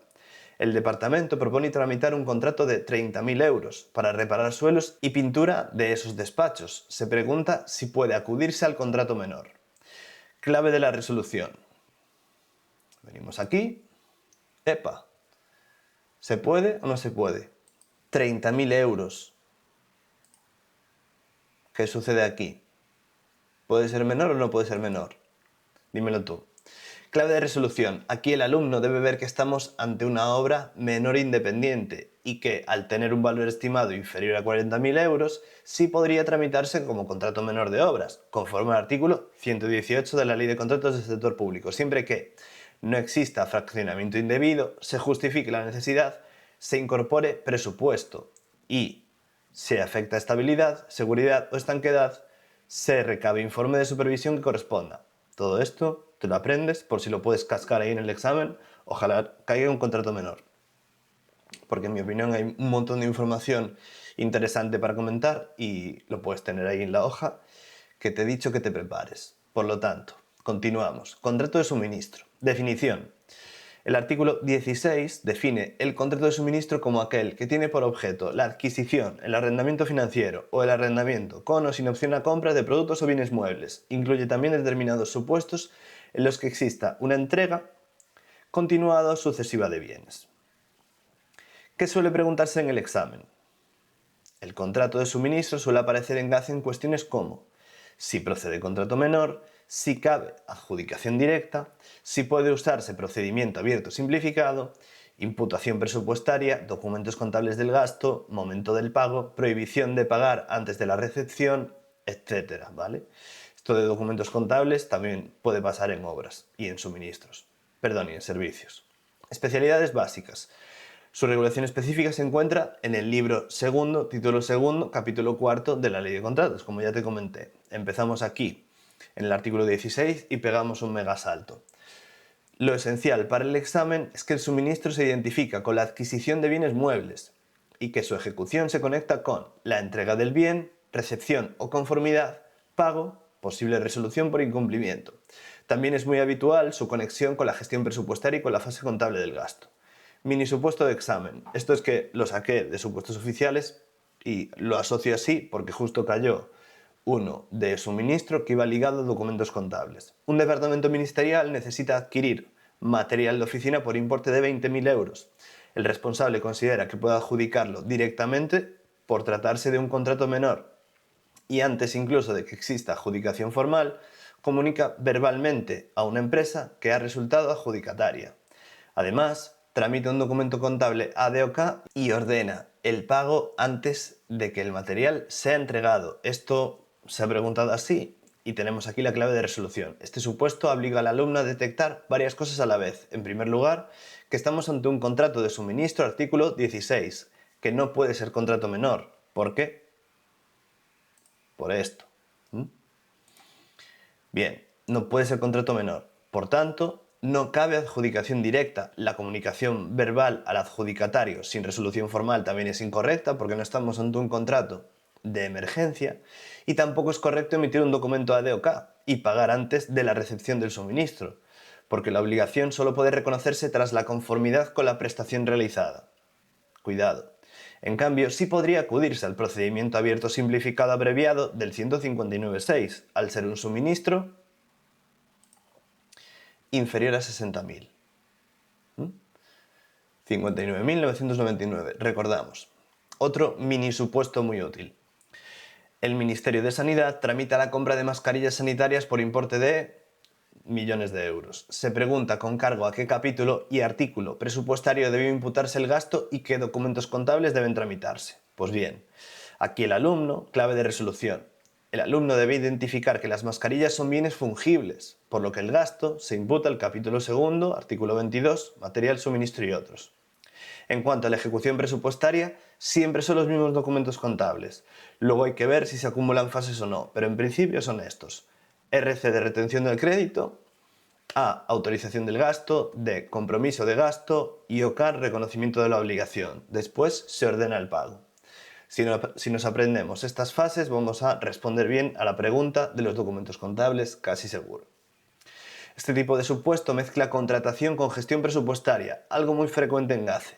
Recuerda que voy a colgar aquí la guía normativa de cómo aplicar la gestión documental en la contratación pública. Todo esto. Los documentos contables en la contratación pública. Otro mini supuesto más. Un organismo autónomo adquiere uniformes para su personal por importe de 12.000 euros, IVA incluido. Bien, aquí ya sabemos algunas cosas. Sabemos que si incluye IVA, esto es presupuesto base de licitación, ¿vale? Por lo tanto, le quitamos el IVA y tenemos el valor estimado. Con pagos mensuales durante 6 meses. Se pregunta si puede tramitarse como contrato menor y si puede pagarse por anticipo de caja fija. Bien, clave de resolución. El alumno debe razonar que sí puede ser contrato menor de suministro porque su valor estimado es inferior a 15.000 euros, artículo 118. Fíjate que lo podemos deducir por la tabla. Todos estos supuestos son sacados de exámenes oficiales y todos se pueden deducir con esta tabla. Pero no puede pagarse mediante anticipo de caja fija si el importe total supere los límites legales y se pretende fraccionar el pago para eludirlos. Aquí lo que nos querían liar era que iban a ser pagos de 2.000 euros, creo recordar, y anticipo de caja fija son 5.000. Entonces podías llegar a pensar, sí que se puede, porque está dentro del límite. No, porque el importe total son 12.000, no 2.000.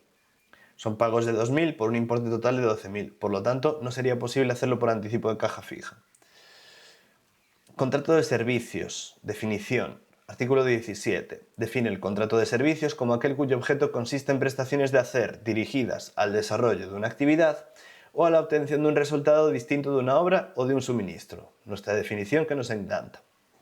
Es decir, se trata de actividades, trabajos o prestaciones en las que lo esencial no es construir una obra ni entregar un bien mueble, sino desarrollar una actividad para la administración. ¿Qué suele preguntarse en el examen? Es uno de los contratos más preguntados en GACE, suele aparecer vinculado a, fíjate, los servicios son los contratos que más se dan en la administración y suele aparecer vinculado a calificación del contrato, informe de insuficiencia de medios, que ya te he dicho los artículos donde se regula y que lo tienes que poner porque ya te lo sabes desde casa y pones hasta la letra. Contrato menor de servicios, procedimiento abierto simplificado abreviado, criterios de adjudicación, empates entre licitadores y criterios de desempate. Quién tiene más personas con discapacidad en plantilla, quién tiene más mujeres en plantilla, quién cumple más criterios medioambientales, etc. Ofertas anormalmente bajas, que ya lo hemos visto, diferencia con concesión de servicios, asumimos riesgo operacional aquí, y obligación de factura electrónica. Especialidades básicas. Su regulación específica se encuentra en el libro segundo, título segundo, capítulo quinto de la Ley de Contratos. En estos contratos es especialmente importante justificar la necesidad, incorporar el informe de insuficiencia de medios, definir bien los criterios de adjudicación, controlar la calidad del servicio prestado y, en su caso, resolver conforme al régimen específico. Ya te expliqué el porqué del informe de insuficiencia de medios. ¿Por qué va a ir Raúl a dar charlas sobre GACE si hay un montón de gente en la administración, en el INAP, que podría ir y hacer ese trabajo sin necesidad de contratarlo a un tercero fuera de la administración? Mini supuesto tipo examen. La oficialía mayor de un ministerio necesita contratar la limpieza inicial de un edificio que lleva varios años sin utilizarse y que va a destinarse a oficinas. El presupuesto máximo es de 14.500 euros sin IVA.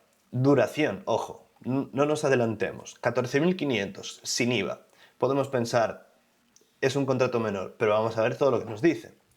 Su duración es de 6 meses, improrrogables. Bien. El precio no será el único criterio de adjudicación. Se pregunta qué tipo de contrato procede, si es necesario pedir al menos 3 ofertas, si debe elegirse necesariamente la de menor importe y si la empresa adjudicataria tendrá obligación de presentar factura a través de FACE, la facturación de la administración, ¿vale? El sistema de facturación de la administración. Clave de resolución. Aquí el alumno debe identificar que se trata de un contrato de servicios del 17. Además, al ser inferior de 15.000, puede tramitarse como contrato menor de servicios. Y ojo, porque cuando nos digan el importe tenemos que fijarnos si lleva IVA o no, si hay prórrogas o no. Aquí ya nos dice que son 6 meses improrrogables. Por lo tanto, importante esto. Porque si hay prórroga y supera los 12 meses, ya no es contrato menor, ¿vale? Requiere informe de necesidad, no fraccionamiento, aprobación del gasto y factura. Ya lo hemos visto. Aprobamos factura y la incorporamos al expediente. Aunque sea contrato menor, la instrucción nos dice que es conveniente solicitar 3 ofertas para reforzar la concurrencia y justificar la mejor relación calidad-precio. Nos lo anotamos ahí por si acaso. No hay que elegir siempre la oferta más barata. Recuerda, relación calidad-precio. Porque puede primar la mejor relación calidad-precio y la factura deberá presentarse conforme al régimen de facturación electrónica aplicable, siendo este un detalle muy preguntable en el examen. Mini supuesto típico. Un organismo autónomo licita un contrato de servicios mediante procedimiento abierto y pluralidad de criterios. Solo se presenta una empresa y su oferta incurre en presunción de anormalidad por su bajo importe. Se pregunta si puede calificarse como anormalmente baja, qué debe hacer la administración y en qué condiciones podría resultar adjudicataria. Clave de resolución.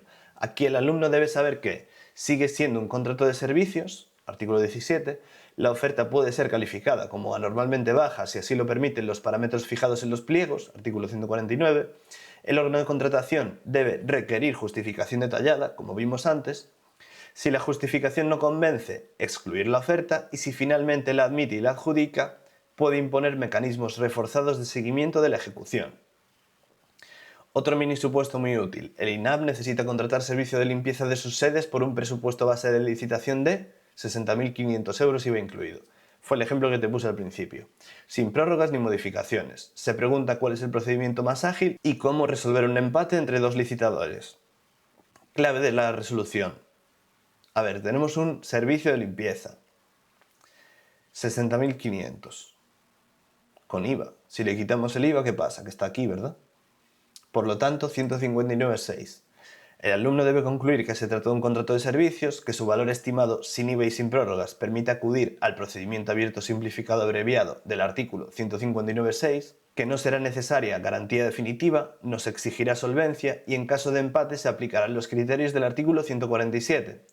Personas con discapacidad, menor temporalidad, mayor número de mujeres y finalmente sorteo. Diferencia con la concesión de servicios. Esto también ha salido en supuesto y es muy importante. El contrato de servicios del artículo 17 no implica transferencia del riesgo operacional al contratista. En cambio, en concesión de servicios del artículo 15, el contratista explota el servicio y asume dicho riesgo, el riesgo operacional. Si no va gente, te lo comes y pierdes la inversión, como en un emprendimiento cualquiera. Mini supuesto de examen. Un ministerio quiere contratar la limpieza de un edificio administrativo.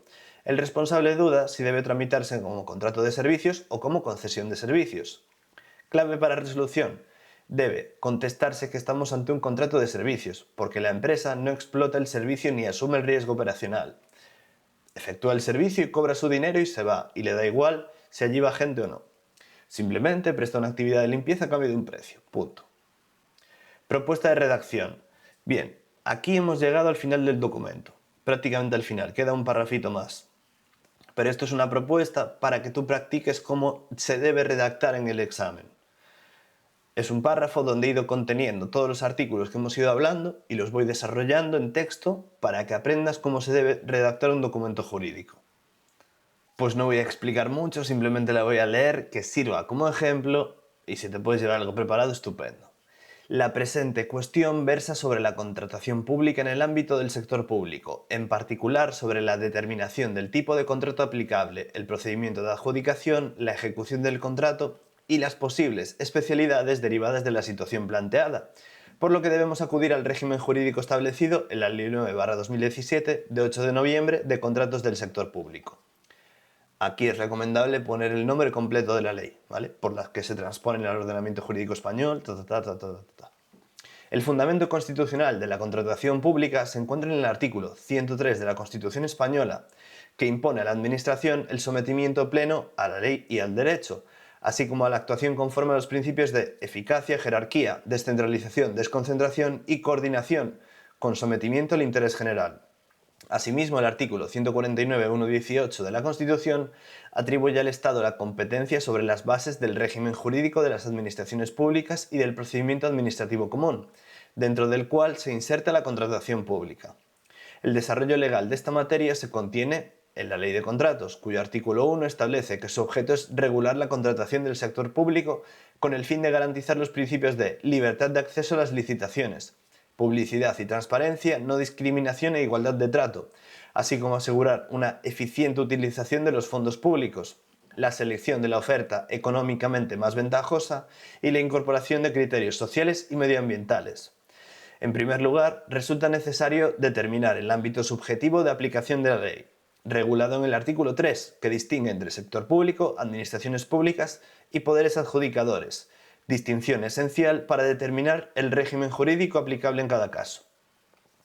El régimen jurídico sería una pregunta regalada que nos la hicieran, porque diríamos que es un contrato administrativo, porque está celebrado por una administración pública, porque no es privado, etcétera, etcétera, etcétera. Que es un contrato típico, porque es un contrato de obras, servicios, suministros o lo que sea, que se regula en el artículo 13, etcétera, etcétera, ¿vale? No creo que nos hagan esa pregunta, pero bueno, llevar un régimen jurídico más o menos preparado nos va a ayudar mucho. Por supuesto, no te lleves esto y no lo sueltes en el examen, porque vas a perder un montón de tiempo y no vas a estar respondiendo la pregunta. Esto es una propuesta de parrafitos que puedes meter según convenga.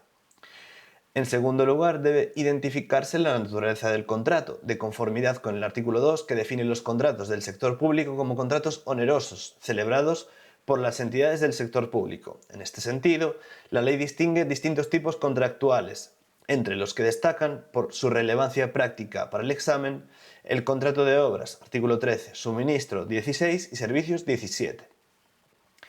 El contrato de obras, evidentemente, nos va a caer solo uno de estos y podemos poner el artículo y la definición. Conforme al artículo 13, tiene por objeto la ejecución de una obra o la realización de trabajos que den lugar a un resultado susceptible de cumplir una función económica o técnica.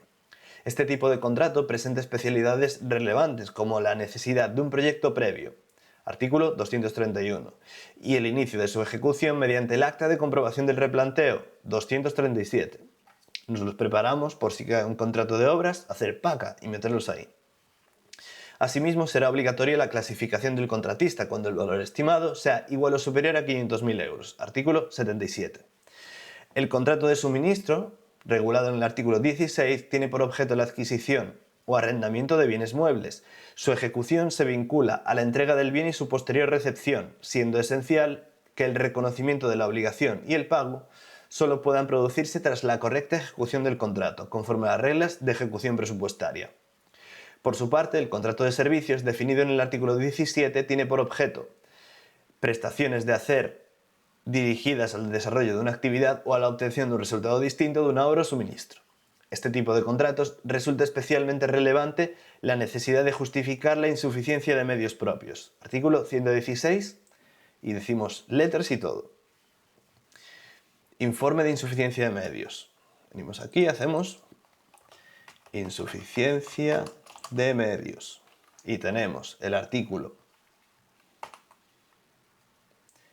63.3a y 116.4f.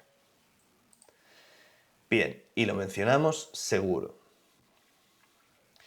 Una vez determinado el tipo de contrato, ya hemos dicho uno de estos tres, debe analizarse el procedimiento de adjudicación, regulado con carácter general en el artículo 131. En los procedimientos más relevantes se encuentra el procedimiento abierto, artículo 156, el procedimiento restringido, artículo 160, y el procedimiento abierto simplificado, 159, incluyendo su modalidad abreviada, supersimplificado, menor importe, como le queramos llamar, porque la ley no lo denomina de ninguna forma. Del 159.6, especialmente utilizada en contratos de menor cuantía, es decir, esta cuantía que tenemos aquí.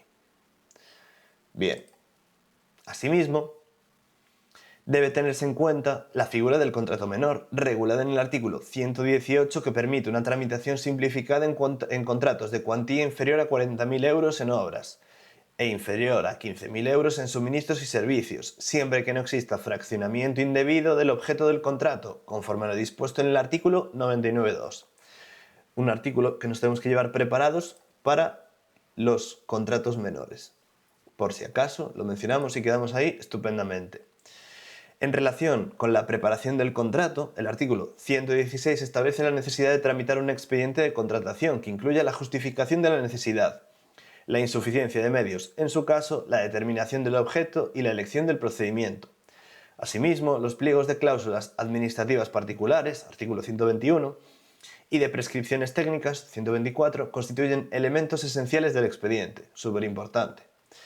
Por lo que respecta a los criterios de adjudicación, el artículo 145 establece, como regla general, la selección de la mejor relación calidad-precio, mientras que el artículo 149 regula el tratamiento de las ofertas anormalmente bajas, imponiendo la obligación de requerir justificación al licitador antes de su eventual exclusión. En cuanto a la ejecución del contrato, la ley reconoce a la Administración determinadas prerrogativas, artículos 190 a 197, como la interpretación, modificación o resolución del contrato, siempre en atención al interés público. Muy importante esto. Administración, contratos, interés público, esa palabra es un comodín. La modificación contractual se regula en los artículos 203 a 207, estableciendo límites estrictos para evitar alteraciones sustanciales del contrato adjudicado. Asimismo, debe tenerse en cuenta la posibilidad de subcontratación, artículo 215, que permite al contratista encomendar a terceros parte de la ejecución del contrato, manteniendo en todo caso su responsabilidad frente a la Administración. En relación con el cumplimiento del contrato, el artículo 210 regula la recepción de la prestación, momento a partir del cual puede procederse al reconocimiento de la obligación y al pago, documento OK. Mientras que el artículo 211 establece las causas de resolución del contrato. Especial relevancia presenta la tramitación de emergencia, regulada en el artículo 120, que permite a la Administración actuar de forma inmediata en situaciones catastróficas, de grave peligro o que afecten a la defensa nacional, pudiendo incluso prescindir de la tramitación ordinaria del expediente de contratación. PAN. En estos casos, la ejecución debe iniciarse en el plazo máximo de un mes, debiendo comunicarse el acuerdo al Consejo de Ministros en el plazo de 30 días. Plazos importantísimos. Finalizadas las actuaciones de emergencia, las restantes prestaciones deberán tramitarse conforme al procedimiento ordinario, de acuerdo con el artículo 120.2. Y este contrato no me suena de verlo recientemente, por lo tanto, me da un olorcillo de que podría caer. Sobre todo porque hay cosas que decir y nos hemos visto involucrados en cuestiones susceptibles de esto, ¿no? Primero el COVID, luego el volcán de La Palma, luego la Dana, ¿no? Ahí ha habido un montón de contratos de emergencia, entonces podría ser. Aunque sea una pregunta menor enmarcada dentro de otra pregunta. Desde el punto de vista de la ejecución presupuestaria del gasto, debe acudirse a la Ley 47/2003, General Presupuestaria, que establece las fases de ejecución del gasto público.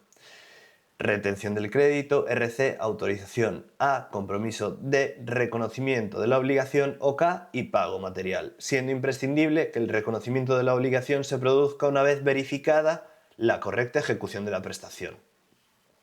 Finalmente, en materia de control, la ley regula el recurso especial en materia de contratación, artículos 44 a 58, que permite impugnar determinados actos del procedimiento de contratación, así como las medidas de integridad y prevención de conflictos de intereses en el artículo 64.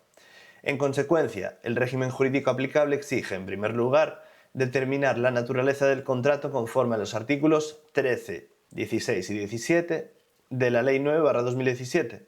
En segundo lugar, seleccionar el procedimiento de adjudicación adecuado de acuerdo con el artículo 131 y siguientes. En tercer lugar, respetar las exigencias de preparación del contrato y los principios de necesidad y no fraccionamiento del artículo 99. En cuarto lugar, garantizar una correcta ejecución del contrato conforme a las reglas de la Ley de Contratos y de la Ley General Presupuestaria. Y finalmente aplicar, en su caso, los regímenes especiales como la tramitación de emergencia del artículo 120, así como los mecanismos de control y recurso previstos en el ordenamiento jurídico. Conclusión. Desde la perspectiva del examen de GACE, el estudio rentable de la ley de contratos no pasa por intentar memorizar indiscriminadamente toda su extensión, porque sería imposible, sino dominar una serie de núcleos estructurales. Objeto y principios de la contratación pública, artículo 1. Ámbito subjetivo, sector público, administración pública y poder adjudicador, artículo 3. Tipos contractuales con especial atención a obras, suministro y servicios y contrato mixto por si acaso. 13, 16, 17 y 18. Distinción entre contratos administrativos y privados. Artículos 24, 25 y 26. Contratos SARA y no SARA. 19 a 23. Necesidad, objeto, fraccionamiento y división en lotes. Artículo 99. Presupuesto base de licitación, valor estimado y precio. Artículos 100, 101 y 102. Mira que bien, consecutivos y redondos. Capacidad, prohibiciones de contratar, solvencia y clasificación. 65, 82. Expediente de contratación y pliegos. 116, 121, 124. Procedimientos de adjudicación, especialmente abierto, restringido y abierto simplificado. Artículos 131, 156, 159 y 160. Criterios de adjudicación y ofertas anormalmente bajas. Artículos 145 y 149. Contrato menor, 118 y todos los demás donde se menciona. Cuidado, te los anotas aquí al lado. Modificación, cesión, subcontratación, cumplimiento y resolución. Artículos 203, 207, 214, 215, 208, 210 y 211. Recurso especial, 44-58. Perfil del contratante, contratación electrónica, integridad y defensa de la competencia. 63, 64 y 50.1. Racionalización técnica de la contratación. 218 a 230. El dominio eficiente de todos estos aspectos te va a permitir abordar el supuesto práctico de una forma mucho más eficiente, reduciendo enormemente el número de artículos que necesitas manejar con seguridad. Tienes que fijarte en lo esencial. Primero, que estás ante un contrato administrativo, es decir, celebrado por una administración pública, normalmente un ministerio o un organismo autónomo. Segundo, que lo habitual es que se trate de un procedimiento abierto, ya sea de mayor o menor importe, y en muchos casos sujeto a regulación armonizada. Tercero, que casi siempre vas a estar ante contratos de obras, suministros o servicios. Y si tienes bien interiorizada la tabla de los importes, esta. Y dominas conceptos clave como valor estimado, presupuesto base de licitación y precio, en el momento en que lees el enunciado vas a ser capaz de ubicar el supuesto de forma inmediata. Vas a saber exactamente qué tipo de contrato tienes delante y eso lo cambia todo. Porque a partir de ahí ya no vas a ciegas, empiezas a desarrollar con criterio, con seguridad y con base normativa clara, respondiendo exactamente a lo que te están preguntando. Y de eso va el examen. Y hasta aquí la guía normativa. Espero que te haya gustado, yo creo que es una guía normativa súper completa que aborda todas las cuestiones clave que nos pueden caer en el examen. Dicho esto, ya te lo he dicho al principio, es importante que te estudies la norma por tu cuenta y establezcas tus propias conclusiones. Estas han sido las que he sacado yo y te las quería trasladar tal cual. Así que muchísimas gracias por estar conmigo y nos vemos en el próximo vídeo.